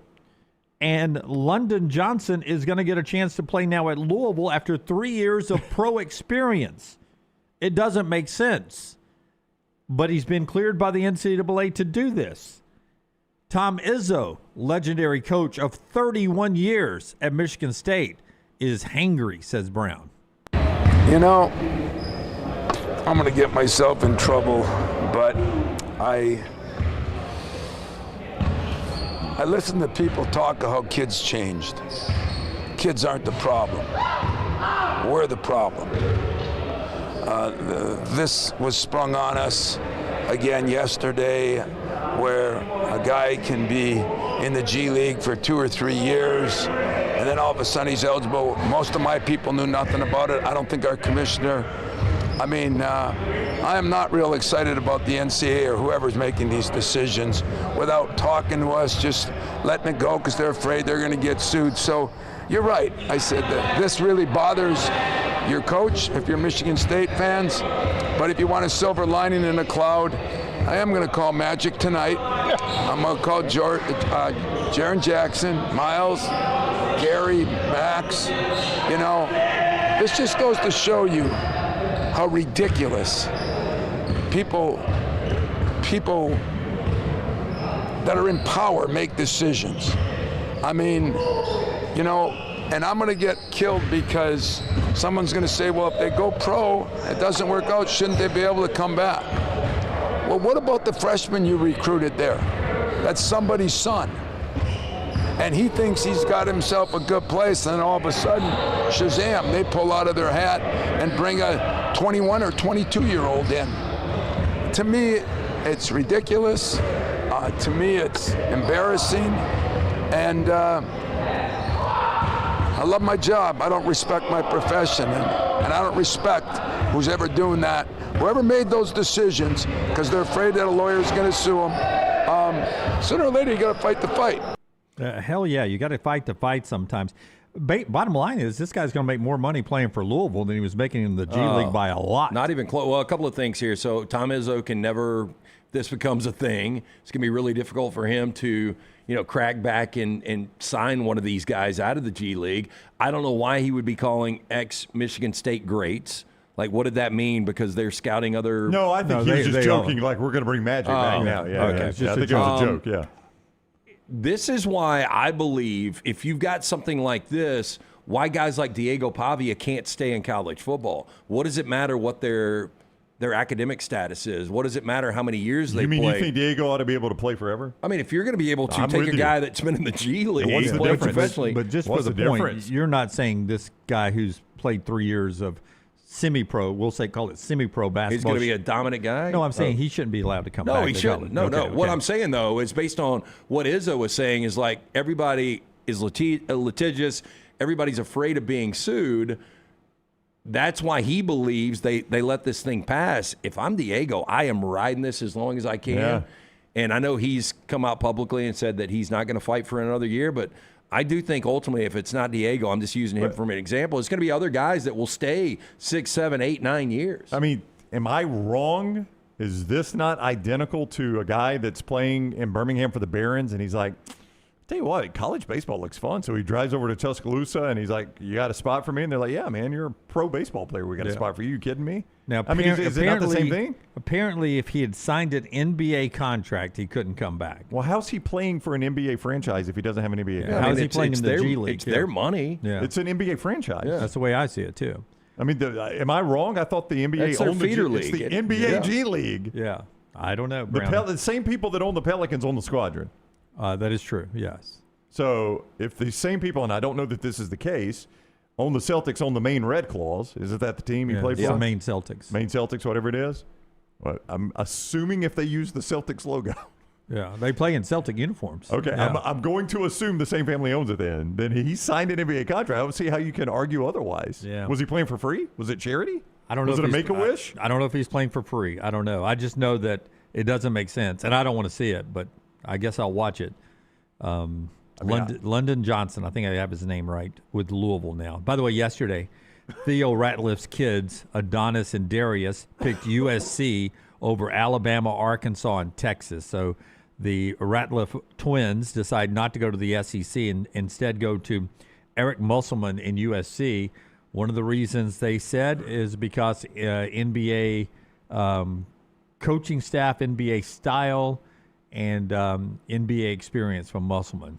Yeah, and I think want to be on the West Coast in a big market. And yeah, I think they may be in New York or whatever, but I can't remember where they call home right now.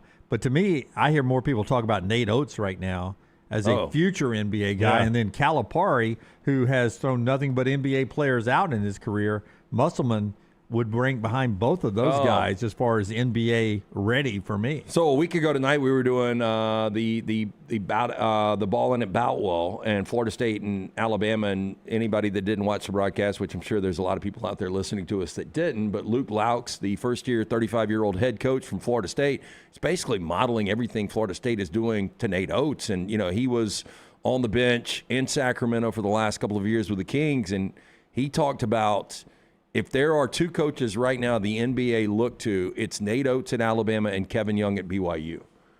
Yeah. And we saw those two play, and it looked like an NBA game. And by the way, Musselman is the hokiest coach maybe in all of sports. Yes. He's hokier than Dabo, isn't he? Yeah, but he got those guys. Close, but yeah, probably. Let's do the spotlight today on Thursday. Brown shows us a little food that you can eat on the road in the SEC. The College Football Spotlight.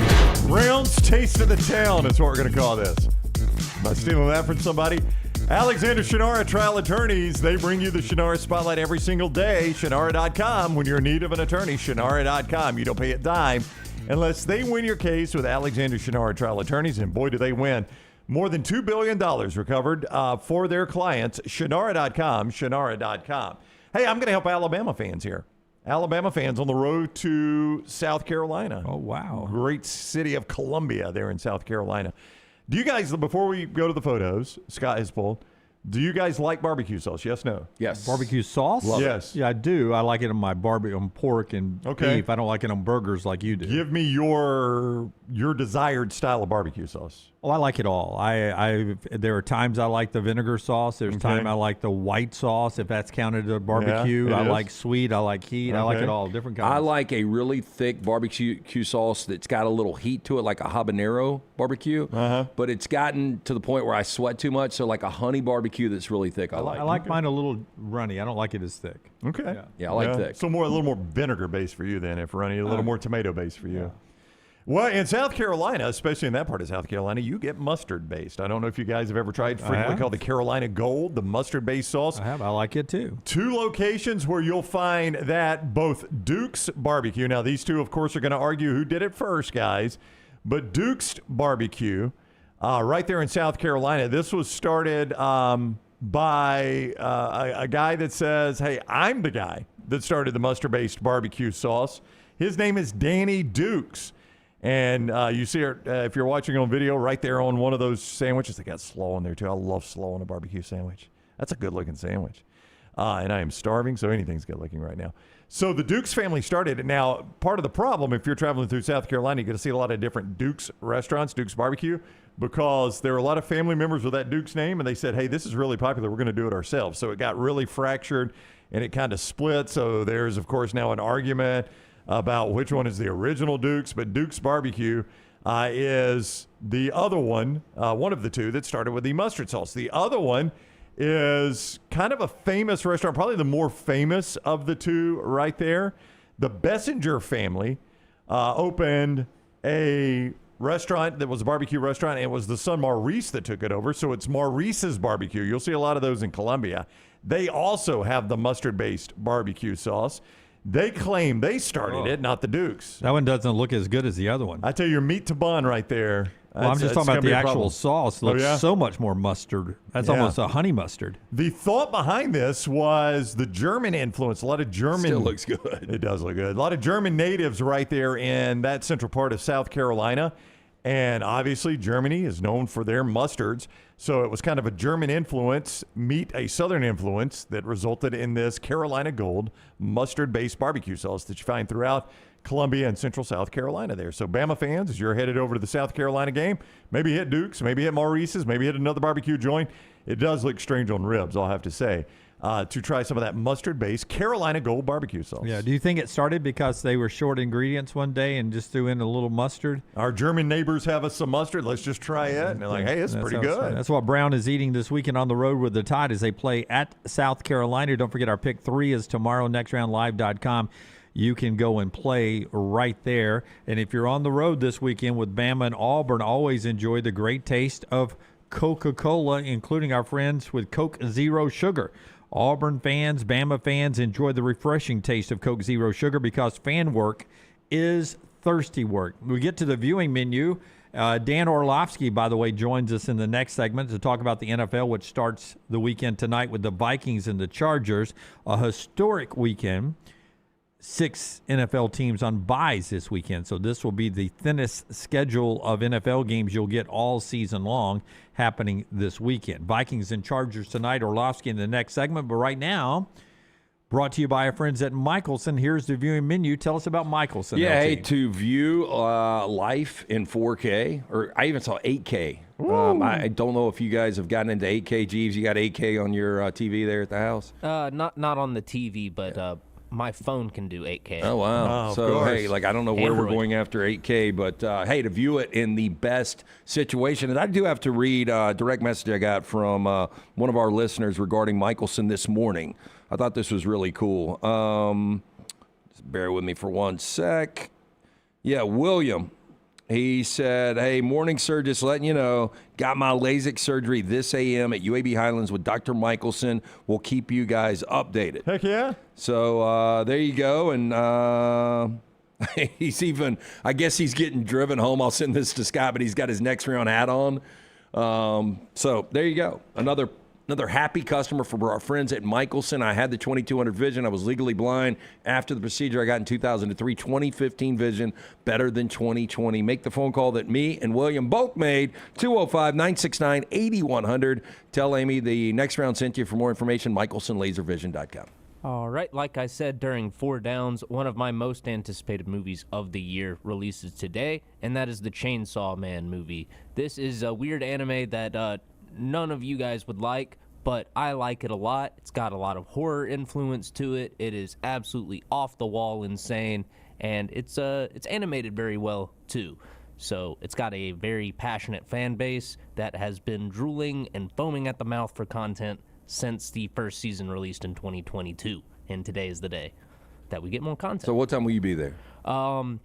So I went ahead and reserved 2 showtimes just in case I want to see it twice, or if I want to grab some food before one of the showtimes and can't make the other. But I'm expecting to see it twice tonight. Wow. So do you have a go-to snack that you get at every movie?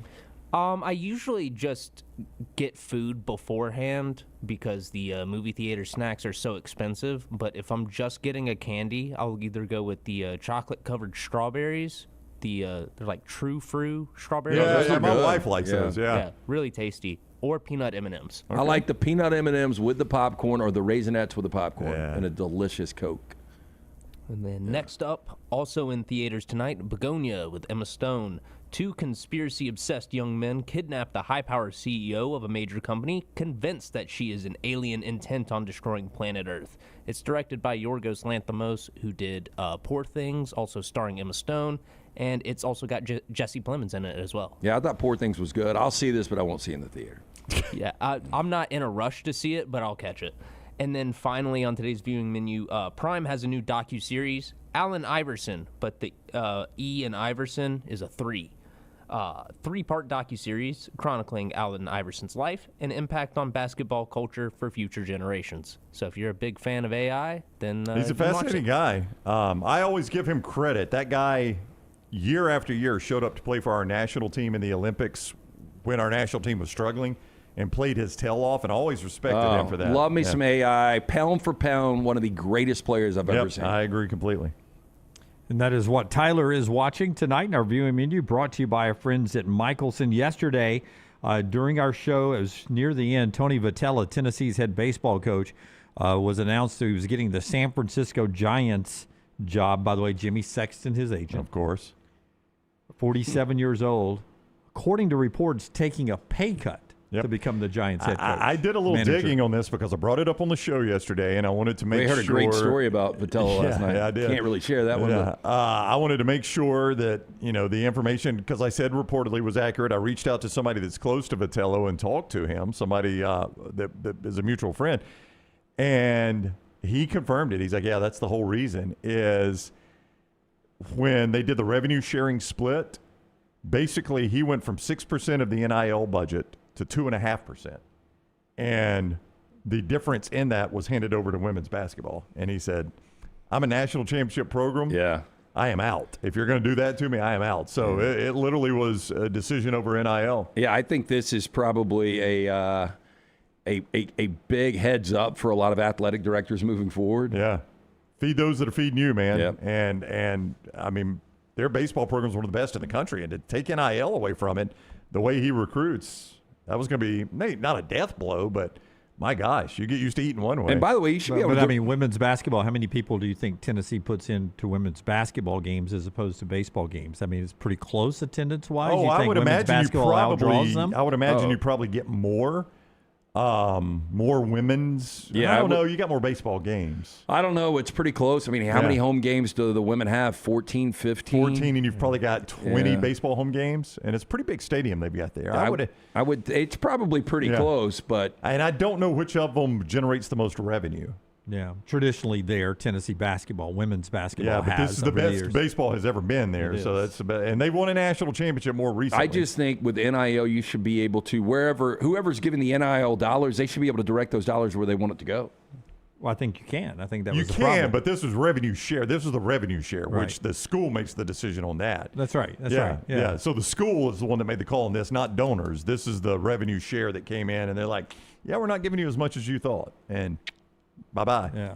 So he could have gone out, I guess, and beat the Bushes and found somebody that would make up that difference. But he just decided, I'll tell you what, I'll go be a major league manager. By the way, Dodgers Blue Jays start the World Series tomorrow night. It's the 5th. If you're not cheering for the Dodgers, here's your sign of hope, trend and angle. It's the 5th time since 1985 when we've gone to 7 games in the league championship series that we've had a sweep in one series and 7 games in the other. Every time the team that swept in the league championship lost the World Series. The team that went 7 games, you think, oh, rested pitchers. They're rested. It hasn't worked in baseball. 88, the Dodgers beat the A's. 06, Cardinals over the Tigers. 07, Red Sox over the Rockies. And in 2012, Giants over the Tigers. Sweep in one series, 7 games in the other championship series. Since 1985, this is the 5th time. Every time the team that had the sweep got beat in the World Series. Yeah, I think for a lineup that's hot, I think it's good to just continue to play. You don't want to get those bats rusty. And the Dodgers starting pitching has been really good. The problem's been the bullpen. I just need someone to explain to me why in the world Major League Baseball did not start this on Wednesday night. Yeah. We should have had game or on last night. Or at least tonight. Yeah, or tonight. Why it waited until Friday? Because even if both series went to a Game 7, it was going to be over in plenty of time to start Wednesday night. I don't understand why they waited so long. When we come back, Dan Orlovsky, part of the conversation that Hot List Brown was talking about, USA Today says there are, I think, 9 coaches that are still in the hot seat going to Week 9, or maybe because it's Week 9, they're giving us 9 coaches still in the hot seat. But one of them is Jonathan Smith. We'll talk about that hot seat and then get to the NFL with Orlovsky coming up on the show that's brought to you by Bud Light. Easy to drink, easy to enjoy. Back in a moment. Follow Dunaway on Twitter and Instagram at Jim Dunaway. Honey, a while back, life knocked me flat on my behind. I was hit by an 18-wheeler, and Lord of mercy, it left me hurting. Now, I heard through the grapevine that Alexander Shannara had recovered big money for some people. You been hurt? Can't work? Don't sit there suffering. Call my people at Alexander Shannara Trial Attorneys. Ain't gonna cost you a dime, so pick up the phone and dial 659-777-7777 or go to Shannara.com, because when I called, Alexander Shannara answered. Call me, Alabama. No representation made that the legal services provided are better than legal services provided by other attorneys. All right. It's a beautiful day for football here at the stadium, and we're just about ready for kickoff. Score 0-0.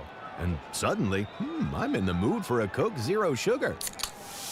Real Coke taste, zero sugar. Now that's a winning combo. Yeah, crisp, refreshing. That hits the spot. When it comes to great taste, Coke Zero Sugar's always on the scoreboard. Coke Zero Sugar. Real Coke taste, zero sugar. What are you waiting for? It's non-stop gaming action at Birmingham Racecourse Casino.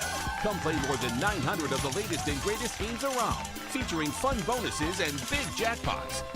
You can wager and win on horse and greyhound races from all over the world. There are more ways to win at Birmingham Racecourse Casino. Birmingham Racecourse Casino, located off I-459 exit 31 Derby Parkway. Must be 21 or older. Hey, there's nothing worse than waking up to a plumbing problem. Don't get caught in a flooded house. Call the guys at Hemp Hill Services. Adam, Chad, and the team at Hemp Hill are the only ones I trust to fix it and fix it right the first time. Hemp Hill Services does it right and always at a fair price. For all of your plumbing, cooling, and heating needs, trust the name that Birmingham has trusted since 1954. That is Hemp Hill Services. Call now, 205-229-2090. That's 205-229-2090. When you crave activity like we do, you belong in the Roback family. Get the best golf wear, hoodies, and activewear for men and women at Roback.com. Use promo code TNR20 to get 20% off your order. That's Roback.com, promo code TNR20. Stop by the New York Butcher Shop and pick up the finest in certified Angus prime beef steaks and burgers, premium pork chops, ribs, and all-natural chicken cut to order just for you. Their chef-prepared entrees and side dishes are the perfect dinner-to-go choice for your family and are ready to heat at home. With a great selection of fine wines and desserts, the New York Butcher Shop is your one-stop dinner shop. 2 locations to serve you, Cahaba Heights and on Highway 119 in Greystone. The New York Butcher Shop, rare quality, well-done service. Storm season is here. Make sure you have a plan of action in place right now. Greg from Pell City and Storm Restoration Roofing should be your first call when storms hit. Insurance companies love working with Storm Restoration Roofing because of Greg Nelson's name and reputation in the industry. When storms hit, call Greg Nelson. He's local, 205-542-3531. He's the home of the free no-cost roof inspection. Greg from Pell City on Facebook, 205-542-3531. It's Storm Restoration Roofing. Get all your favorite Next Round gear all in one place, nextround.store. From our Next Round hats to the logo tees to the all-time best-selling Y'all Can Have the Rest shirt, you can look your best by shopping with us at nextround.store. Take the next round anywhere with nextround.store. It's bow time. Tired of choosing between sweet and savory? Why not have both? Introducing Bojangles' new chicken and bowberry waffles. The bold Cajun chicken filet you love, now drizzled with a bowberry honey glaze and sandwiched between two warm waffles. Which means your favorite meal of the day just met your new favorite dish. And lucky for you, it's served all day. But it's only here for a limited time, so try chicken and bowberry waffles at Bojangles today. It's bow time. Jim Dunaway, Lance Taylor, Ryan Brown. Live from the Birmingham Racecourse Casino Studios, the next round, presented by Bud Light, is on now. Our friends at Champy's World Famous Fried Chicken, they bring you this unbelievable final hour of our show, brought to you by champy'schicken.com. Dan Orlovsky in a second. That's Sterling right there. You may think that's Ryan Fitzpatrick standing next to me. It is not. That is Sterling of world famous Champy's Chicken on Highway 119 in Alabaster. Over a decade, he has made that the destination lunch and dinner location of Central Alabama. If you want Southern fried chicken, no place better, in my opinion, right there than Sterling and Champy's Chicken. It's brined overnight. It is cooked to order. It is piping hot when it comes out, juicy to the bone. The hand-cut chicken fingers, the Mississippi Delta recipe tamales, all the in-house made sides, and so much more. It's all right there at Champy's Chicken, champy'schicken.com. We'll get to the NFL in a second. But before we do that, and just really quick on this, but I just have to get it on. I don't want to talk to Dan about this, but okay. But I did want to so sort of poke fun at you about it. Me or Lance? You. Me? Before I get back to college football, Tua Tagovailoa was asked yesterday about why he's not getting the ball to Jalen Waddle more. That's ridiculous. Tua said he can't see him. Yeah. Over the line. I'm not the biggest guy, and sometimes he gets hit, and I can't really see him. It's just my franchise is not a serious franchise. They're not a serious franchise. You think in pre-draft meetings he told general managers that? One of my big problems the elite receivers, I can't see them. Jalen is a shorter receiver. 5'11", Waddle. Tua 6'1". Yeah. By the way, he's thrown a lot of passes to Jalen Waddle. I don't think our line got it. I know it didn't get much better. I don't think it got any bigger. Apparently there's a no-see zone that he needs to be further out. We're not a serious franchise. I thought that was a weird comment. It was a very weird comment. Tua's had some weird press conferences lately. Like he had the press conference that a lot of people, Dan applauded him for, Orlovsky applauded him for, calling out team leadership. And then what did Tua do after that? Yeah. He went to Cleveland, and threw 5 interceptions. Yeah. And or threw 3 interceptions, could have easily been 5 interceptions. Tyler, if you can put that preview screen up so I can see it, just in case Orlovsky pops up here as we jump into the hot seat coaches. When Dan joins us, we'll get to him. USA Today, Major Applewhite tonight, South Alabama at Georgia State, 6:30. He's on the hot seat list. You've watched some South Alabama. Your daughter's wrapping up college there. Yeah, I haven't watched much because it's unwatchable. The amazing thing is they're 1-6, and they're road favorites at Georgia State this weekend. Well, it shows you how bad Georgia State is. Georgia State must be atrocious. Yeah, this is, and I've got a personal interest in this because it was my last pick in our Calcutta. We've got to select 10 teams, and you're going through the bones and trying to find somebody that's going to – and, of course, who picked after me, AB, I was like, take Louisiana Tech. and they do, and they're 4-3 now, but 1-6, and they've lost outright 3 times as favorites. And they've blown 2 or 3 fourth-quarter leads. Including one to Tulane. You heard John Sumrall with us on the show earlier. Derek Mason, Middle Tennessee. Brent Brennan at Arizona. I thought Arizona may have a little bounce back year, but apparently he's on a little bit of a hot seat. No, they looked, early September with Fafita back. It looked like that, they were going to play some ball this year, but I don't know. That's a tough job. Bill Belichick at North Carolina. That's been well discussed. Bill O'Brien, Boston College. They're awful. Well, I tell you what, they looked so much better at Michigan State. I don't know if you guys know. Oh, yeah, 44-42. Yeah, we're Michigan about to talk State's Michigan Jonathan State. Smith on this list, too. Yeah, but probably a reason why. But real quick, Bill O'Brien, I was going to draw that Eagle for the upset alert. I've had this weird feeling all week that they're going to win that game outright. Who do they get? I don't know why, because they are Louisville? At Louisville? Yeah. After Louisville coming off this high where they forced the 4 turnovers from Carson Beck. But, Boston College has just become awful. Yeah. So I couldn't even – although I've had this vision that they're going to win this game outright, I couldn't play it. I'm with Lance. I like Jonathan Smith. I thought he did a very nice job at Oregon State, and I thought it was a pretty good hire by Michigan State. And we were told, hey, Michigan State's got all this money. Now they're paying Mel Tucker a lot of it, but they've got all this money that they can use for NIL and stuff like that, and it has not worked. Yeah, well-documented 2 pictures of the dry erase board upset alert. Do you think Michigan State has a chance against rival Michigan this week? I do. When you look at Michigan State in this series, they've got 11 wins when they've been unranked against a ranked Michigan team. I still don't trust Bryce Underwood at this particular point. Justice Haynes didn't play last week. He's not 100%, so questionable, but Michigan State hadn't even been competitive. 5 straight double-digit Big Ten losses. I don't know. I would definitely give him more time, though. I do think you've got to give Jonathan Smith more time, but it certainly has not gone the way I thought it would go. He's a name that's actually mentioned at UCLA, too. Get out in front of the posse and go to UCLA? That maybe he prefers to be on the West Coast. Maybe. So we'll see. To me, I would rather stay at Michigan State with the NIL money than I would go to UCLA. Back to Brown's point when we did dry erase board earlier, the little drill where we talked about Pat Fitzgerald and we talked about some of these other coaches at their alma mater. I don't want to say that about Jonathan Smith because when he was the offensive coordinator for Chris Peterson, he was one of the best in the business, and then he goes to his alma mater, and look, they were winning games. Yeah, I thought he did a nice job there, but you just, I don't know. He left there because of the conference situation. That's right. Brian Kelly, LSU's on this list, much discussed. Hugh Freeze, Auburn on this list. Mike Norvell, Florida State on this list. Luke Fickell, Wisconsin on this list. And that's a USA Today hot seat list going into Week 9.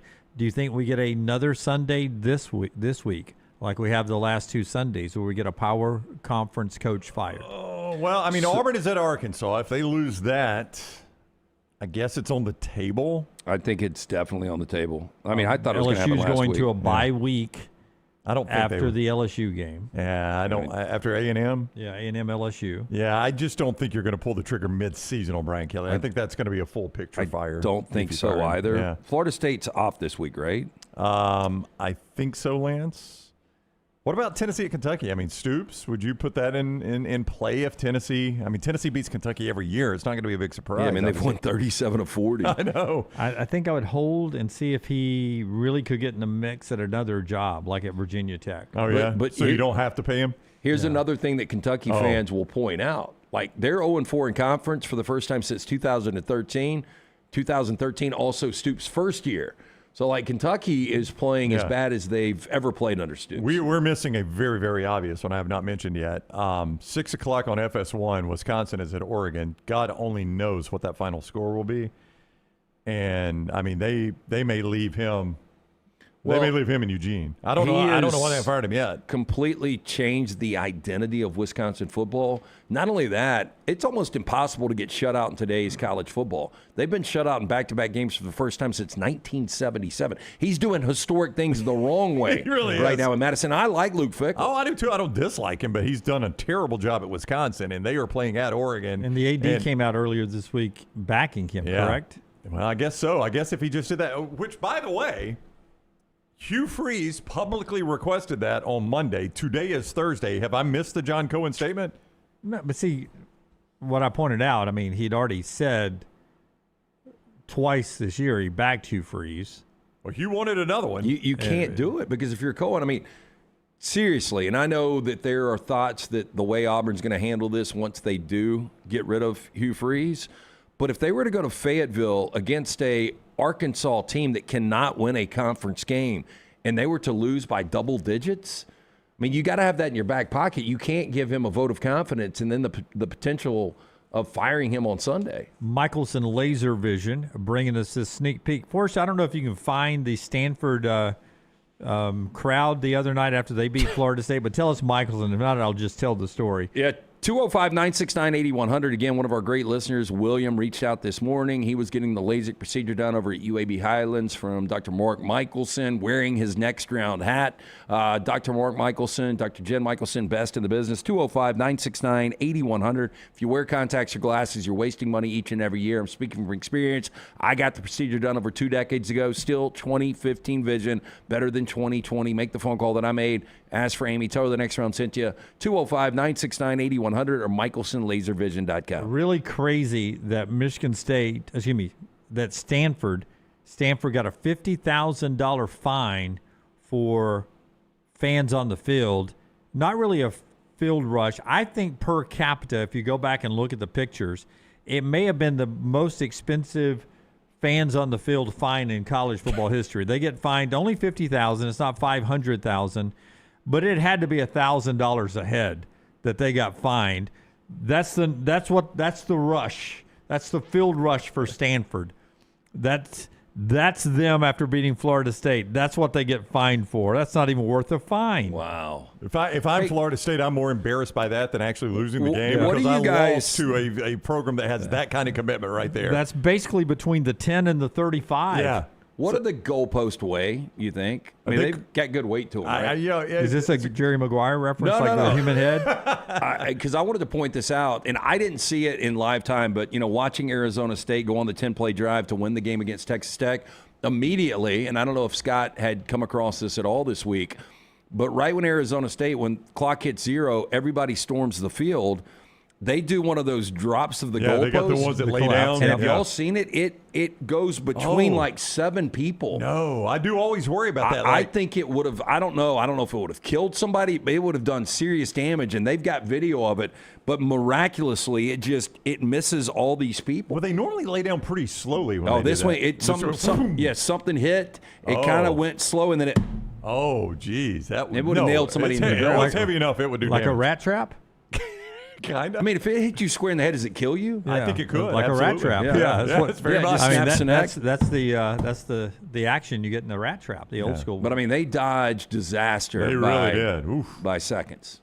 Speaking of dodging things, the ACC right now, I don't know if they want this or don't want this, but SMU, Georgia Tech, and Virginia all survived last week. Okay, this is it down. Give it to me again for us. Here comes. Okay. Oh, my gosh. Oh, wow. Look how close. They look back. I mean, that would have smoked those guys. Oh, yeah. No, that absolutely would hurt you. Yeah, it's definitely heavy enough to hurt you. Yeah. I mean, it catches it first. One more time we'll on that. let it recycle here. Yeah. Boy, they got on the field quick, didn't they? Yep. That's incomplete there. So there they go. Oh, bam. Oh, my gosh. Yeah, you're right. That is miraculous. That didn't hit anybody. Yeah. It does seem like it's supposed to go down faster. I mean, Slower. I think it's supposed to go down fast like that, but I don't think they intend it to happen when somebody's running on the field. But don't they normally cordon off the area where it's going to fall to make sure nobody's standing there? That's actually a pretty good crowd at Sun Devil Stadium. Those kids like to party, though. I mean, dang, that's tough. We flirt with disaster in so many things in sports, don't we? To avoid disaster. We're flirting with disaster to avoid disaster in that case. Okay, tonight, 7:15 prime, we'll get back to the NFL. I want to shout out former Birmingham Stallions kicker Brandon Aubrey. He's got the most 60-plus yard field goals in NFL history by himself now, 5 of those. That's amazing. To think he wasn't playing, won a tryout to kick here in town in the USFL at the time with the Stallions, and now he is the NFL history owner of more 60-plus yard field goals in NFL history. That'll be a chase from now on because we're only getting stronger as humans. One day it'll be the longest 70-yard field goals in NFL history. Right. Dan Orlovsky just about to join us as we talk about the NFL coming up this weekend. Dan is with us every single week from ESPN, and he joins us on the Alexander Shannara Trial Attorneys Hotline. That's where you always find Dan Orlovsky as we get ready with some Thursday night NFL action. Dan, welcome in. How are you, my friend? Everything going well? Doing great, bud. How are you guys? Doing fantastic. Thanks a lot. Let's talk about tonight's game. Vikings-Chargers. There was a moment where I thought I can make an argument Chargers best team in the AFC potentially this year. Injuries have derailed some of that. Can they get back to that level, do you think? They got to get healthy on their offensive line. In a matter of 3 or 4 weeks, they went from one of the best offensive lines in the league to one of the worst offensive lines in the league. Justin Herbert last week, when the Chargers played the Colts, he got hit 22 times in that game. That's the most in the last 4 years of his career. And left tackle's been hurt, right tackle's been hurt, backup right tackle's been hurt, starting center's been hurt. So they're swimming upstream right now. And so can they, at full strength, be one of the best teams in the NFL? There's no question. The only person that, at least right now, should not and cannot come back this year is their left tackle, Rashawn Slater. But they started the season without him. Should not and cannot. They got to try and get as healthy as possible up front. They're still going to be a playoff contending football team, but the health of their roster has just been destroyed. There was a quick minute, that I thought Carson Wentz might be the best player on the planet before he goes down in that game against Los Angeles, and forgot how many years when Nick Foles took it over and they win the Super Bowl. I thought every quarterback that played under Kevin O'Connell would be good. He's struggling, though. Why is Carson Wentz struggling in Kevin O'Connell's system? Yeah, there's way too many misses, way too much inconsistency, and at times decision-making miss, at times a throw miss, and sometimes a read miss. And he's been kind of like this roller coaster this year. It's kind of what he's been the last probably 4 or 5 years of his career, and that's how Minnesota's playing right now. And so I could point to Minnesota and go, what they need most right now is the consistency at the quarterback position. Will they get that from Carson? We don't have a lot of evidence saying that is going to be the case. Would they get it from J.J. McCarthy if he got to play? We don't know. We haven't seen J.J. play well enough or just enough as far as time. So they got to find a way to get Carson to play a little bit more consistent. I don't think he's going to change his stripes at the age and experience of his career right now, but just too many misses. They're there. Reads are there and throws are there. He's just got to find a way to be more consistent decision-making and throw-wise. You're coming off a trip out to the NFC West territory. Is there a separation for you between the Rams, the Niners, and the Seahawks? I think that I would tell you that right now there's a separation, and I would put Seattle and the Rams in a group ahead of San Francisco, just because San Francisco in health as well.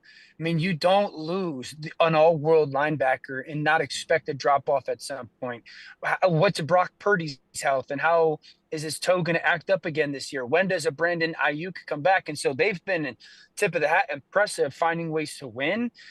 But usually the healthiest teams and the most talented teams win over the long period of the season. And so I just want to see kind of what San Francisco looks like in November and December when the attrition really starts to show. The Rams and the Seattle Seahawks, I would put above them. And I think they're probably relatively close, neck and neck. I love both teams. Seattle's got the defensive player of the year right now in Leonard Williams. I trust that defensive unit more. I trust the Rams offensive grouping and unit more. Matthew's playing as good as Matthew can play and as good as anybody. Devontae was nice to see him step up. Puka, his health is paramount to their success, but both teams are very good, no question, Super Bowl contenders. Okay, sticking with the Rams real quick, because you said this, and you said CeeDee Lamb and George Pickens are far and away the best receiver duo right now in the NFL. Don't disagree when you just look at what's going on. But back to Devontae Adams finally showing up in London against Jacksonville with no Puka. How can both of those guys get on the same page, and why have they not been on the same page up until this point? Yeah, I think Devontae hasn't been on the same page with Matthew, and it's a little bit of, Matthew's a very precision passer. I expect you to be where you're supposed to be when you're supposed to be there. The anticipation, the no-look throws that he's notorious for, it's a precision element. Devontae's a little bit of a nuanced receiver. He's a little bit of a feel guy. He's going to run the 18-yard comeback a lot different than other cats are going to run it. He's going to run that crosser and or bender a lot different than other cats are going to run it, the way he sees it and feels it, the way he sets routes and whatnot. And so as a quarterback, I think there's some times where you probably have to watch him and look at him a little bit more than you would a Puka or other receivers, because that's not part of their game. And so I think that's just something that has to get evolved. Matthew not practicing a ton in camp, probably a storyline and part of that. So it wasn't like this past weekend it was ridiculous. It was a lot of like goal line or red zone throws, but it's still progress. But for the quarterback and Devontae to get on the same page, I think it's just a lot of reps of them seeing the different coverages the same way. ESPN's Dan Orlovsky with us on the Alexander Shannara Trial Attorneys Hotline. If you look at their remaining schedule and the fact they have a game in hand at Buffalo already, you can make a good case for the Patriots winning that division, which is kind of insane to me. Drake May is just playing really good. Drake May is what? Fill in the blank. Drake May is. Yeah, I mean, Drake May is an MVP candidate. There's no question. Drake May is the best deep ball thrower in the NFL right now. And Drake May is the guy that, as a young quarterback, you sit there right now and go, he looks like the guy. You know, Jaden's got to get healthy and get back to last year, but health is a big deal of that. I'm not ready to put New England as the favorite in the AFC East. I know a lot of people already have. Steph's playing great. Kayshon Boutte has really stepped up. And I remember Kayshon as a freshman All-American at LSU. So it's nice to see. I mean, he's fourth in the NFL in yards per catch, almost 18 yards per catch. So it's nice to see his kind of production evolution. Their offensive line is protecting him well. The reason why I'm not ready to say like New England, yes, favorite, Buffalo's got to get healthy. They got no snaps from their number 1 pick. They got like 5 snaps from their number 2 pick. They got defensive tackles that have been out, linebackers that have been out. So I want to see when Buffalo's healthy, what that football team looks like. I think it'll be closer than I had anticipated to start this year, that division race. But I'm not just handing it over to New England until I see what Buffalo looks like when most of their roster's there. I assume that people aren't taking, or some people aren't taking the Colts seriously because of Daniel Jones. I mean, when I watched this team, I mean, weeks ago, you could tell there is something different about this Colts team. Do you trust Daniel Jones moving forward? That's a great question. I want to give you like a big, strong take on it. Everything about Daniel's past says no. Everything. The thing that gives me reservation and why I feel like I can lean towards yes right now is twofold. One, his individual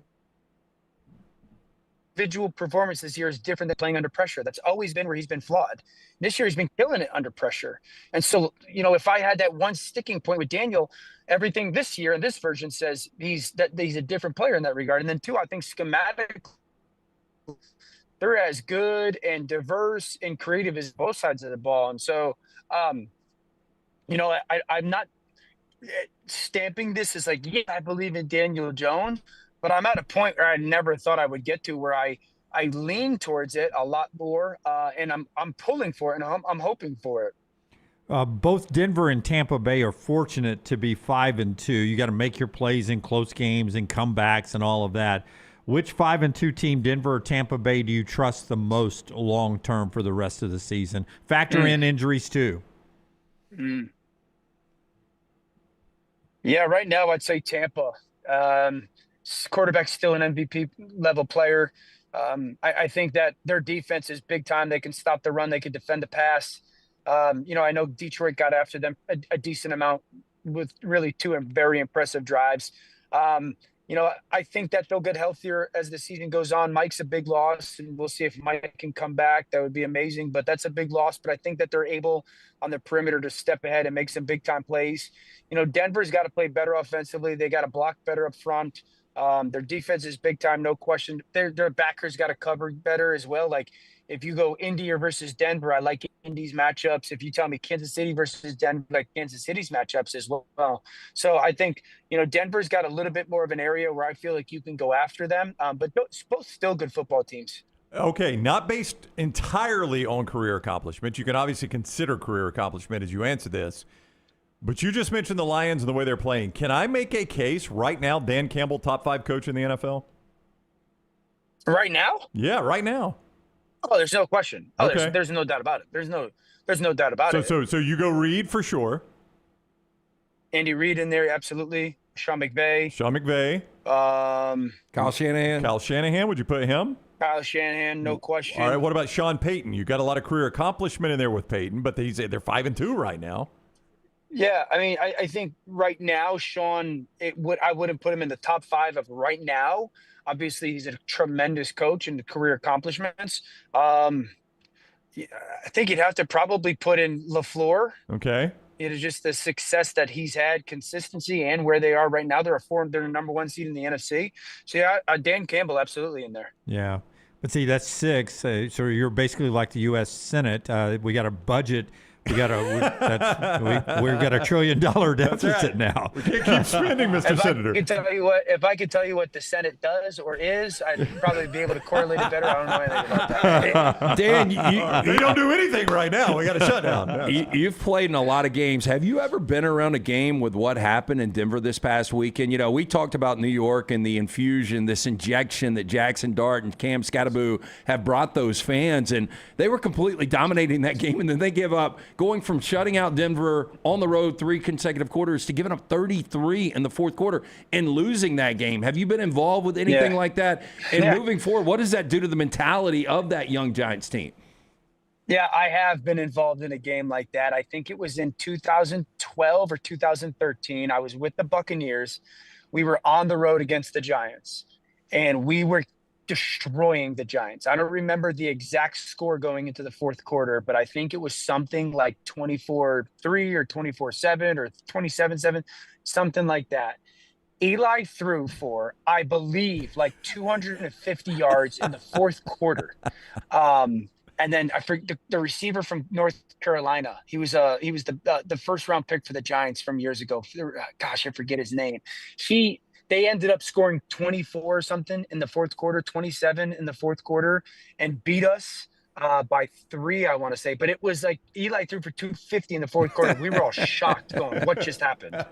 How did y'all respond the next week? So true story, not great. I don't know if you guys remember this, but that was the game that, the Bucks and Greg Schiano as our head coach got in a little bit of hot water because that was when Eli was taking the knee and our D lineman took a swipe at him as he was taking the knee, and that became a huge story. It was definitely a shady moment. Our players, I think we were doing what they were coached, and that week was like these stupid team meetings and coaches saying the dumbest stuff, and you're like, yo, this has got to be over. And I think we went on a pretty decent losing streak. Yeah, Brooks in the back room. Shout out to Hakeem Nicks is the receiver you're talking about. Hakeem Nicks. Yeah, what a. I need the fourth quarter stats. The fourth quarter stats were unreal. We were just like, what the fudge is going on? Dan Orlovsky, you'll see him all weekend long. College football on ABC. ABC all day, as they like to say, with these SEC games, and then the NFL on Sunday and Monday. Thank you very much for the time, Dan. Always great talking with you. Thanks, guys. All right, buddy. Be safe. Dan Orlovsky with us on the Alexander Shannara Trial Attorneys Hotline. Yeah, was that the 2012 game, Brooks? I can't remember. Could have been. He said 2012 or 2013. Yeah. 2012 still would have been Hakeem Nicks on that roster. Yeah. The only North Carolina receiver I can think of that would have been on the Giants. Yeah, the Giants 41-34 went over the Bucks in 2012. Well, that sounds like it. Yeah. I do remember that play, though, where that was kind of the beginning of the end for Schiano. Yeah, he just reached over and he reached across the center, did he not? Yeah. Or across the guard and swiped him on the helmet? 28-7, they outscored the Buccaneers to come back and win that game. 28-7 in the fourth quarter? It says end of third quarter. End of through third the quarter? fourth, yeah. Oh, that's a lot of points in a quarter of football. That's the only reason I ask. Yeah, especially in the NFL, the way the clock works in the NFL. Yeah, if it was the 2012 game. I can't imagine us playing the Giants that many times in a row and blowing that many leads, but it is the Buccaneers. What do you have? The Knicks, 10 receptions, 199 yards that day. Yeah. For the day? Not in the fourth quarter. No, in the game. In the game. I can't break it down by quarter. Yeah, that would be great. Back when you had to hand grade fantasy football, that was always a good total.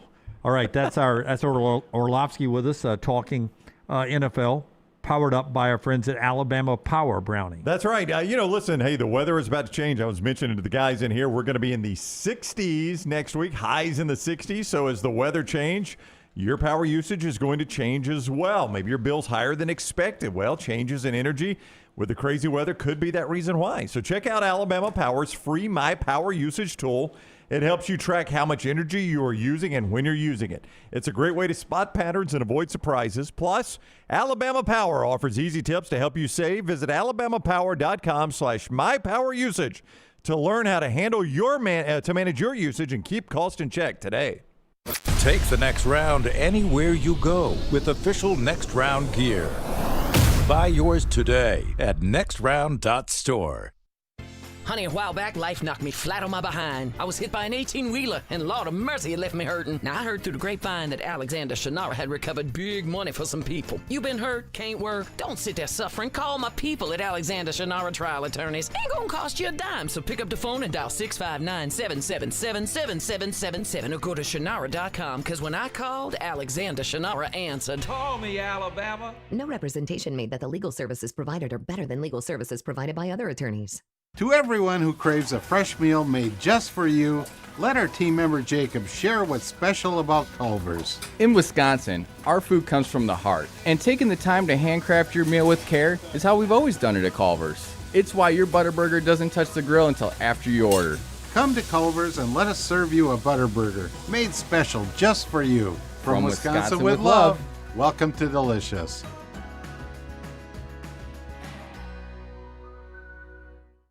Hey, let me tell you about our friends at Urology Centers of Alabama. Compassionate and comprehensive urological care with 35 physicians, 17 locations across Alabama. Their patient-centered approach to all of your urological needs. Remember, they've got that new men's health center. It is beautiful, helping men with a wide range of sensitive male issues in a comfortable environment. You can always go online, visit urologycentersalabama.com, schedule an appointment with one of their many urologists today.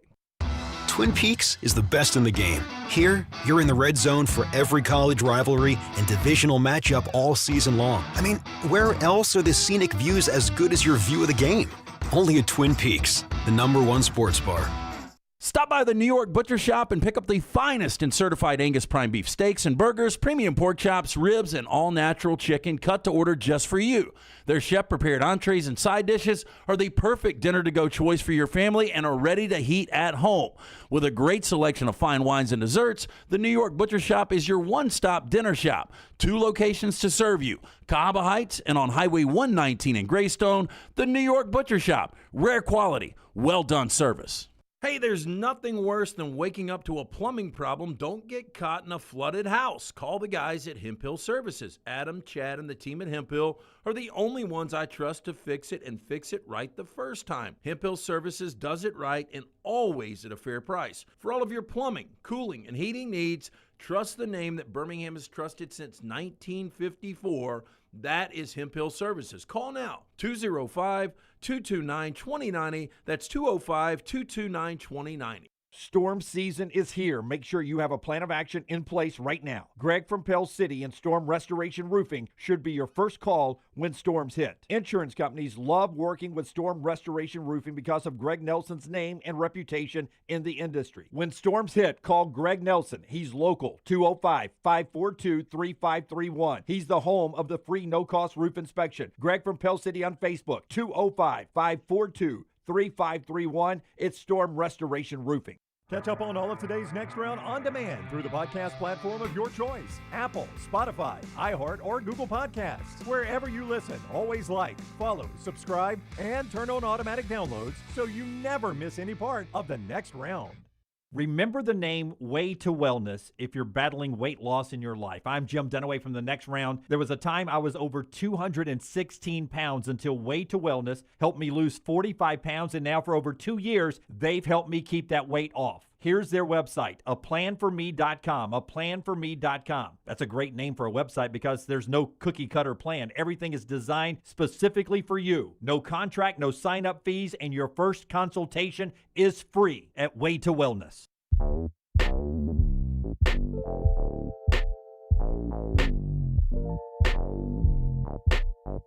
This hour brought to you by Champy's Chicken, champyschicken.com, Highway 119 in Alabaster, the great southern sides. Don't forget the po' boys and all the great food you get there. In-house made desserts and side items, as I said. But the Mississippi Delta recipe tamales, it's worth going there just for the tamales.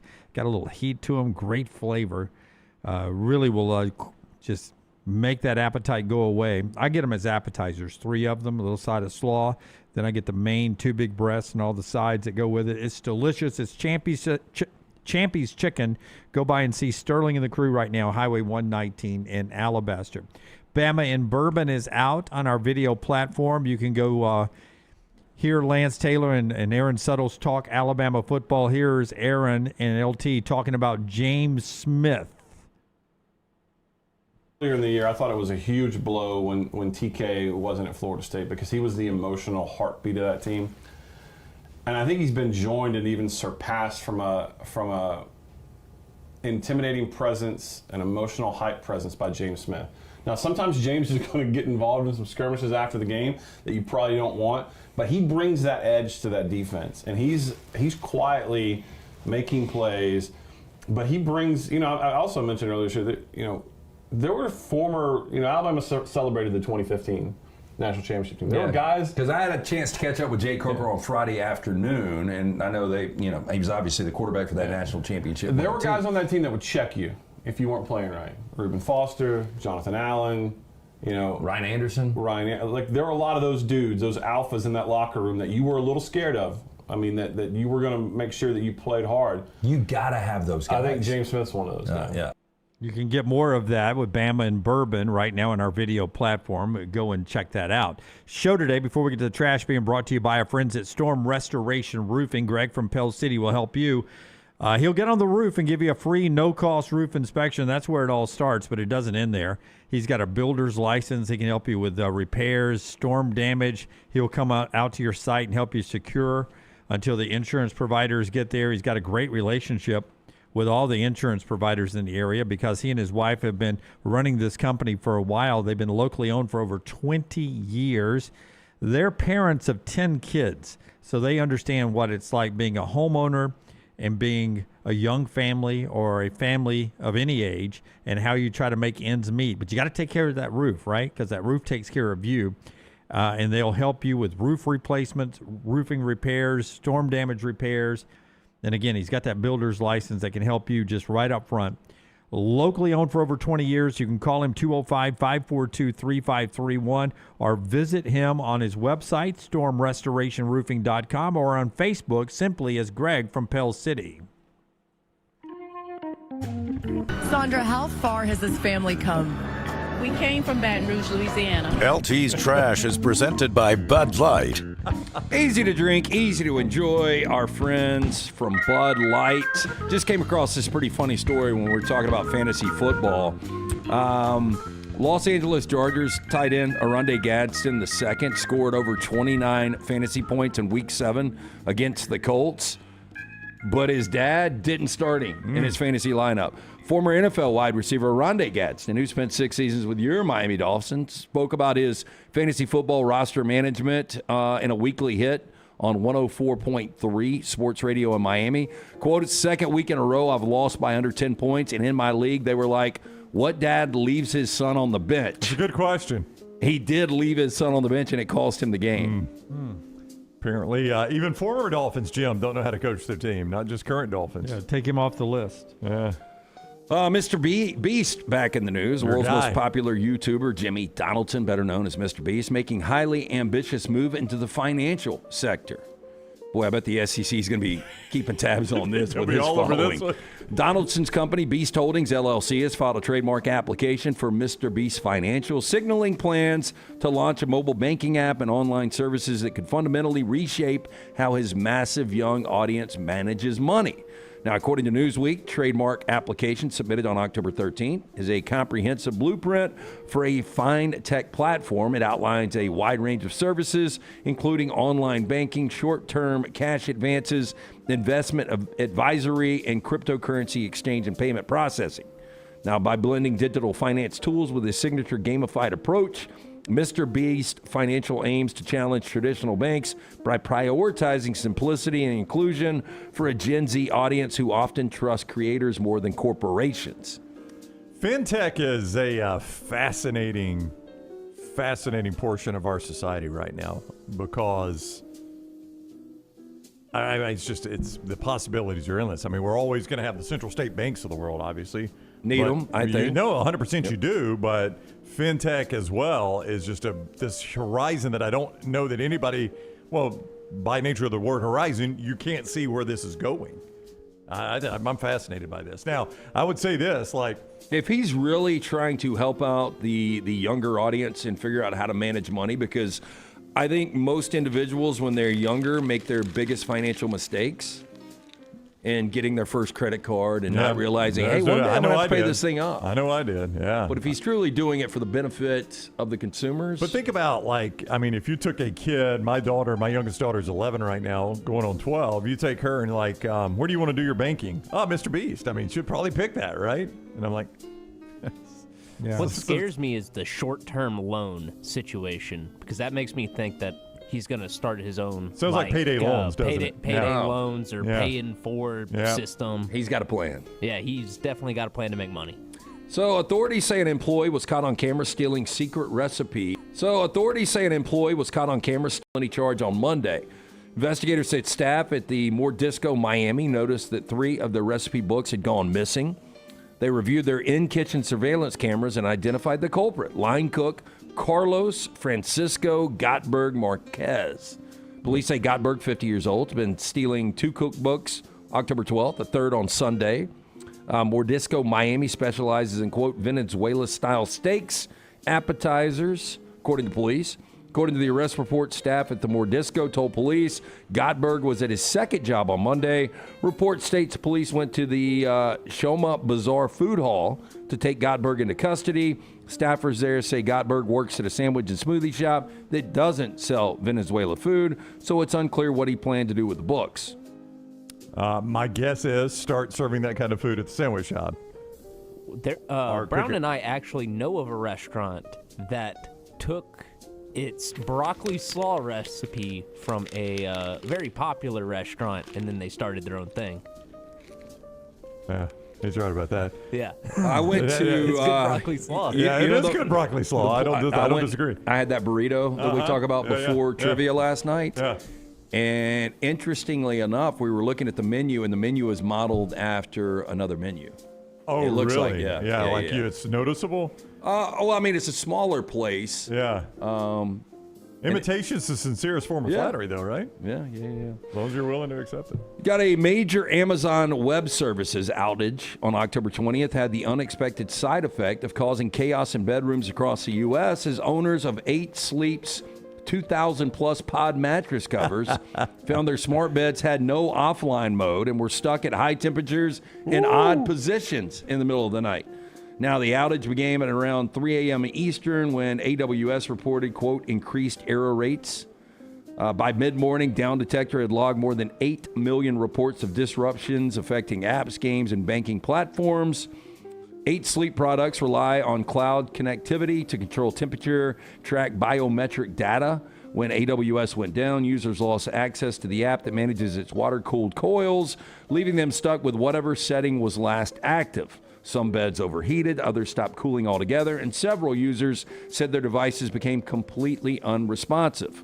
One viral post from tech enthusiast Alex Brown summed up the absurdity after his pod locked itself 9 degrees above room temperature. Quote, back-end outage means I'm sleeping in a sauna. 8 Sleep confirmed there's no offline mode yet, but they're working on it. Well, I tell you, I'm interested in this bed more than the story. No offense to the story. The AWS outage affected us, too. Oh yeah, we couldn't change the title of our streams for a minute. It was a mess. On what day was that? Was that Tuesday? It was Tuesday. Tuesday, yeah, it was a mess. I got to find a new mattress. Absolutely. That one sounds interesting though. So, imagine if I could cool it on my side and heat it on Jennifer's side, because that's the fight. Not the fight, but that's the challenge we have every night. Don't they have that in certain mattresses now? I think they do. Do they? Yeah. So this runs water through it, so it's heated water or cooled water. So is that the same way? I mean, it's like, so we used to do water, but it's endorsements for Sleep Number, and I don't have my Sleep Number anymore, but you could do the setting on one side of the bed. And so I think they've got the cool and the heating as well. Yeah.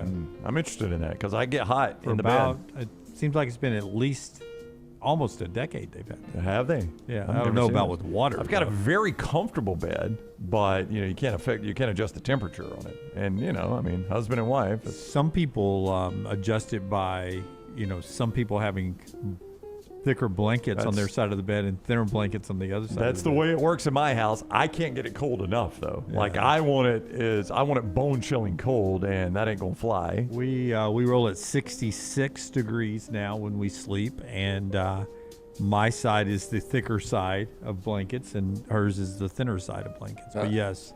Speaking of Central State, I was I'm sorry, go ahead. talking to our friend Mitt last weekend in Tuscaloosa, and he was talking about this one. It's not a window unit. What are the cooling units that are like white? You can put them on the wall. Oh, I know what you're talking about. But yeah. they've got one in one of their properties, and it got stuck, and it got down to 57 degrees. And I was like, Brown would love 57 degrees. Come true for me, yeah. That is crazy. Please. So everything's gone the smart route. Certain smart litter boxes can monitor our pets' habits and health, so putting a camera in our toilet bowls seem inevitable in retrospect. That's just what kitchen and bathroom fixture company Kohler has done for its new health and wellness brand, Kohler Health. $599 Dakota clamps over the rim like a toilet bowl cleaner, pointing an optical sensor at your excretions and secretions, then analyzes the images to detect any blood, as well as analyze your gut health and hydration status. I usually turn around and just look up. I do too. Yeah. I don't need a photo. Just to make sure. Yeah. I mean, do I need a camera? Yeah. Do I need photo evidence? I wonder if there's a feature where it takes a picture if it's a big one. It's just like, you're going to want to see this. This is a contest entry.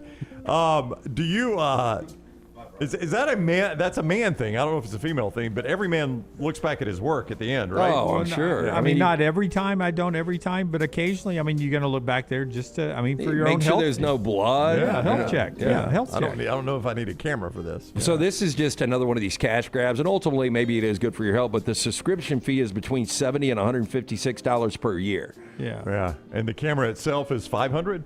Oh, $599. Yeah. Hey, I'm just saying this is another way somebody is, storing data on us, right? Boy, how filthy. How They've filthy. already got all mine. That 23andMe killed me. I know, but I don't want to know how camera? often I'm eating corn.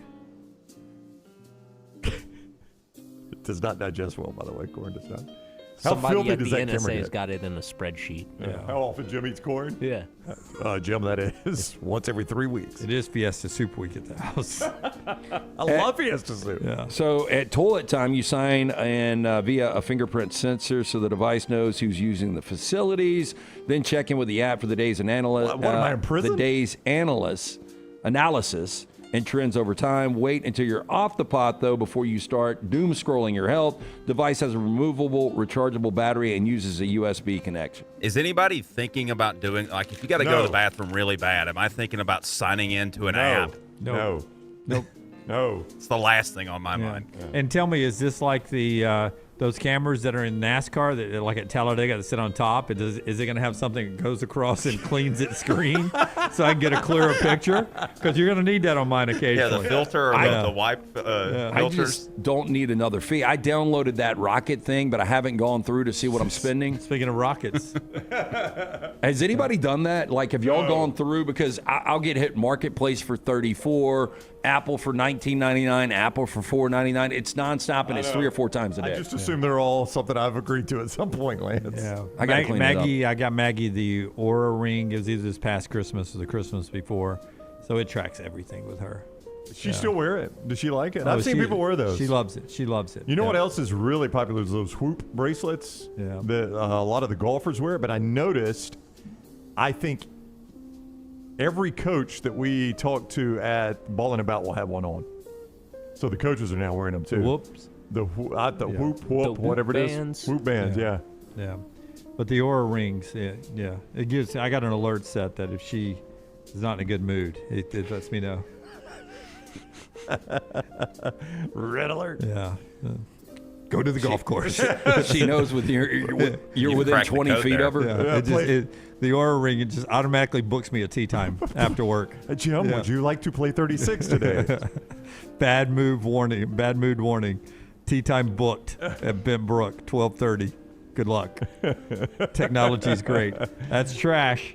It's brought to you today by our friends at Hemphill. Tell us about Hemphill. 205-969-8100. That is not Hemphill. 205-229-2090. That is Hemphill. Our friends Adam, Andrew, they are awaiting your call right now. Whether you experience any plumbing, heating, or cooling issues in your home or business, it's about to get cold in the next couple of weeks. You need to make sure that heat is ready to keep up with this changing weather. Our friends at Hemphill Services, the name Birmingham has trusted since 1954, they can help out. They are awaiting your call right now. Hard to stop a trend train. For more information, hemphillservices.com. So imagine you're Carson Beck and you've thrown 4 interceptions this past week. The one thing you want to do is make your receivers harder to see, right? Put them in camo. That's what Miami's doing this weekend. Not working for Tua. He can't see his. They're honoring the military this weekend, but that is Miami, not Army, playing football this week. Yeah, there's a better way to honor the military, maybe. I mean, this looks like, when we're at the floor Bama every year, this looks almost exactly what Army bust out. You mean the United States Military Academy, Yes. the one they wear? Yes. I mean, I love, if you listen to the show, we all love honoring our troops and our United States veterans. It's the reason we are what we are, but this is a bad uniform. Terrible uniform. That just doesn't look like Miami. It's a fine uniform. We told you back in the summer that Oregon, at one point, was having they were encouraging their fans to wear tie-dye to the stadium. We told you it'd be the Wisconsin game. That's coming up this weekend. Wear tie-dye. It was a Grateful Dead night, and this is the uniform they will wear. It's sort of the Grateful Dead tie-dye pattern on the numbers there, so not a bad look. What did you say the current number on this is? 35-ish. Yeah, I think, and I'm not exaggerating, Oregon could play this game naked, and I think they could still win by 28 plus. Yeah. That would make Duck, Duck, Goose a really weird game, but yes, I see what you're saying. That's a Grateful Dead duck, by the way. Grateful Dead duck, if you didn't notice the bill on that, on the Grateful Dead logo on the shoulder. Again, I appreciate what Oregon had. Edibles right before you roll in. Do not know the answer. Edibles right before you roll in. Do not know the answer to that. I assume so because they do well just being near a college campus. Yeah. 31 is your point spread there. Oregon favored 31 playing for the Dead. Final question of the day. As we're about to go through some more hiring cycles, think of this as in win streaks, losing streaks. And I want you to think of this as a losing streak. You with me so far? Okay.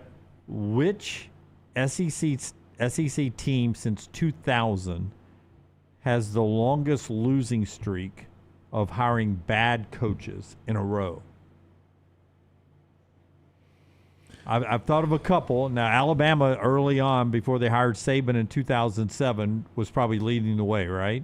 Probably they had a bunch in a row. And see, you've got to, I know you hate us doing this, but you got to grade this on a scale too. Like it's easy to say State or Kentucky, but, Dan Mullen was a really, really good hire. That's true. That's a good point. I think Stoops, where he is right now is not good, but where he was really good. I have 2 contenders, maybe 3. In the SEC? Yeah. Okay. And now they've had some good coaches sort of planted in the middle, but I think Florida's on a streak no doubt. of bad coaches. I think Florida wins. So since Spurrier, since Urban, if you do since 2010, I think Florida definitely. I think Florida has the current longest losing streak, even more than Auburn. Yeah. But it's Florida, Auburn, and then Arkansas. If you go back the last 40 years, it's Auburn. So Florida, just real quick, Florida since Urban has been Muschamp, McElwain, Mullen, and Napier, right? Yeah, that's the 4. You forgot. Who could I have forgotten? Muschamp? No, you said Muschamp. No, I said Muschamp. Muschamp, Jim McElwain, Napier, and well, they were paying 3, and now they're paying 3 again. I said McElwain. Yeah. How did I forget? But it's 5 of them. There's 5? They've had 5 coaches since Urban? Yeah. No. Since Urban, it's been Muschamp, McElwain, Mullen, Napier. I don't remember another one. I don't think they've had another one. Yeah, it's 4. Unless it's an interim. I wouldn't count an interim, but I don't think they've had another head coach, have they? No. But Auburn's had, since Tuberville, if you count since Tuberville, who have they had? Well, they had Gene Chizik, who won a national championship, but you had to fire him. They're going to fire all these, cut to the chase. Gus Malzahn, who played for. We played for a national championship, played for another SEC championship. We did win an SEC, obviously. But we call him 8-win Gus for a reason. Or 4-loss Gus, whatever we called him. Do we call him 8-win Gus or 4-loss Gus? Depends on if you want to be whichever. Yeah, either way. Harsin, which was a disaster. And then Freeze has been a disaster. Yeah. What about Tennessee? That's pretty bad. Well, I think they've got it now with Heupel. I think they broke their losing streak, but for a while it was kicking. Yeah. With Butch and Jeremy and Dooley, and I don't know if there's anybody else in there, but Well, Lane, since former. I mean, Texas has been a disaster, too. Until Sark, if Sark. you consider Sark. Yeah, which, I think you do right now, but do Arkansas. Well, all right, Brooks has done that. So that was the one I threw out there. Petrino, I think Petrino and Bielema were both good coaches. Yeah, but since Petrino to John L. Smith, which was kind of that interim, that 1 year interim. So I wouldn't even hold that against him. But then Bielema, in hindsight, was not as bad as people thought. That's right. Yep. But it wasn't great. Chad Morris, which will go down as maybe the worst coaching hire in SEC history. I think that's fair. Sam Pittman is. I wouldn't put Arkansas on this. Nope. So you would give Bielema and Pittman about the same score, wouldn't you? I mean, about. Yeah, which is probably a C. C. Yeah. For a while, Ole Miss. You do have the worst one. Ole Miss went Ed Orgeron, who was the good offensive line coach from Georgia that was there. Matt Luke. Yep. Matt Luke. Yeah. Well, they hired Matt Luke on emotion after they won the Egg Bowl in an upset, right? Yeah. And he brought the Egg Bowl trophy. Remember, he brought the Egg Bowl trophy to the job interview or whatever. Yeah. It was. Florida's hires don't text when you're drunk. Don't hire a coach when you're drunk. Yeah, Florida never looked there when they hire. It doesn't look like a bad hire. It just has turned out that way. Well, I mean, most of these don't look like bad hires. I don't think. Like Hugh Freeze, say what you want. It's easy to say now. I'll own it. I thought Hugh Freeze looked like a great hire. Just seemed like a really good fit. I just wonder, Lane Kiffin was the other finalist for that job, and depending on how you think that went down, whether his daughter talked him out of it or he just chose more money or Auburn. I don't think the truth is that Auburn went to Freeze instead of him, but ended up with Freeze anyway. I just wonder what the difference would be. Would Lane Kiffin be doing at Auburn what he's done at Ole Miss? I don't know. I mean, you'll never know. I'm just saying that's why I wonder it, because you will absolutely never know. There's no way to prove it one way or the other. Nationally, Purdue's pretty bad. But I do want to say this about about Jeff Brom, though. What do you think Lane Kiffin's record on the road against top 25s is? Well, how many games are there? 18. Oh, I'm going to guess against top 25s on the road. He's at Ole Miss or all overall. time? No, this is overall. But I've got at Ole Miss, he's played in 7 of these games. 7 of these at Ole Miss. I'm going to go. It's about the same. I'm going to go 0-7, 2-15. I'm going to say he is 1-6 and 3 and whatever. Yeah, he's 3-15 and 1-6 at Ole Miss. Yeah. What was his one win? I don't know. I'm trying to think of it. Did they win at LSU? Did they win a Magnolia Bowl at LSU? Maybe. Was that last year? They're one of only 3 teams, I read this today, that haven't lost back-to-back games over the last 3 years. So that's something to look at this weekend, because we've talked about the last ranked team they will face, at least on paper right now, is Oklahoma, and they win that game. This is a playoff ticket puncher for Ole Miss if they can win it Saturday. A lot of people talking up Oklahoma this weekend. Usually a good sign for Ole Miss, right? Yeah. That's our show today. Don't forget, Bama and Bourbon is out on our platforms. Last call on all of our platforms as well, with Jay Coker and Mick Gillespie. Mick's got our post-game show after Alabama, South Carolina, right here on this same video platform right here, right? That's where you right. watch us Everywhere here is where you're you get watching Mick. us. Yep. All right, that's the show. Until next time, God bless you. God bless America.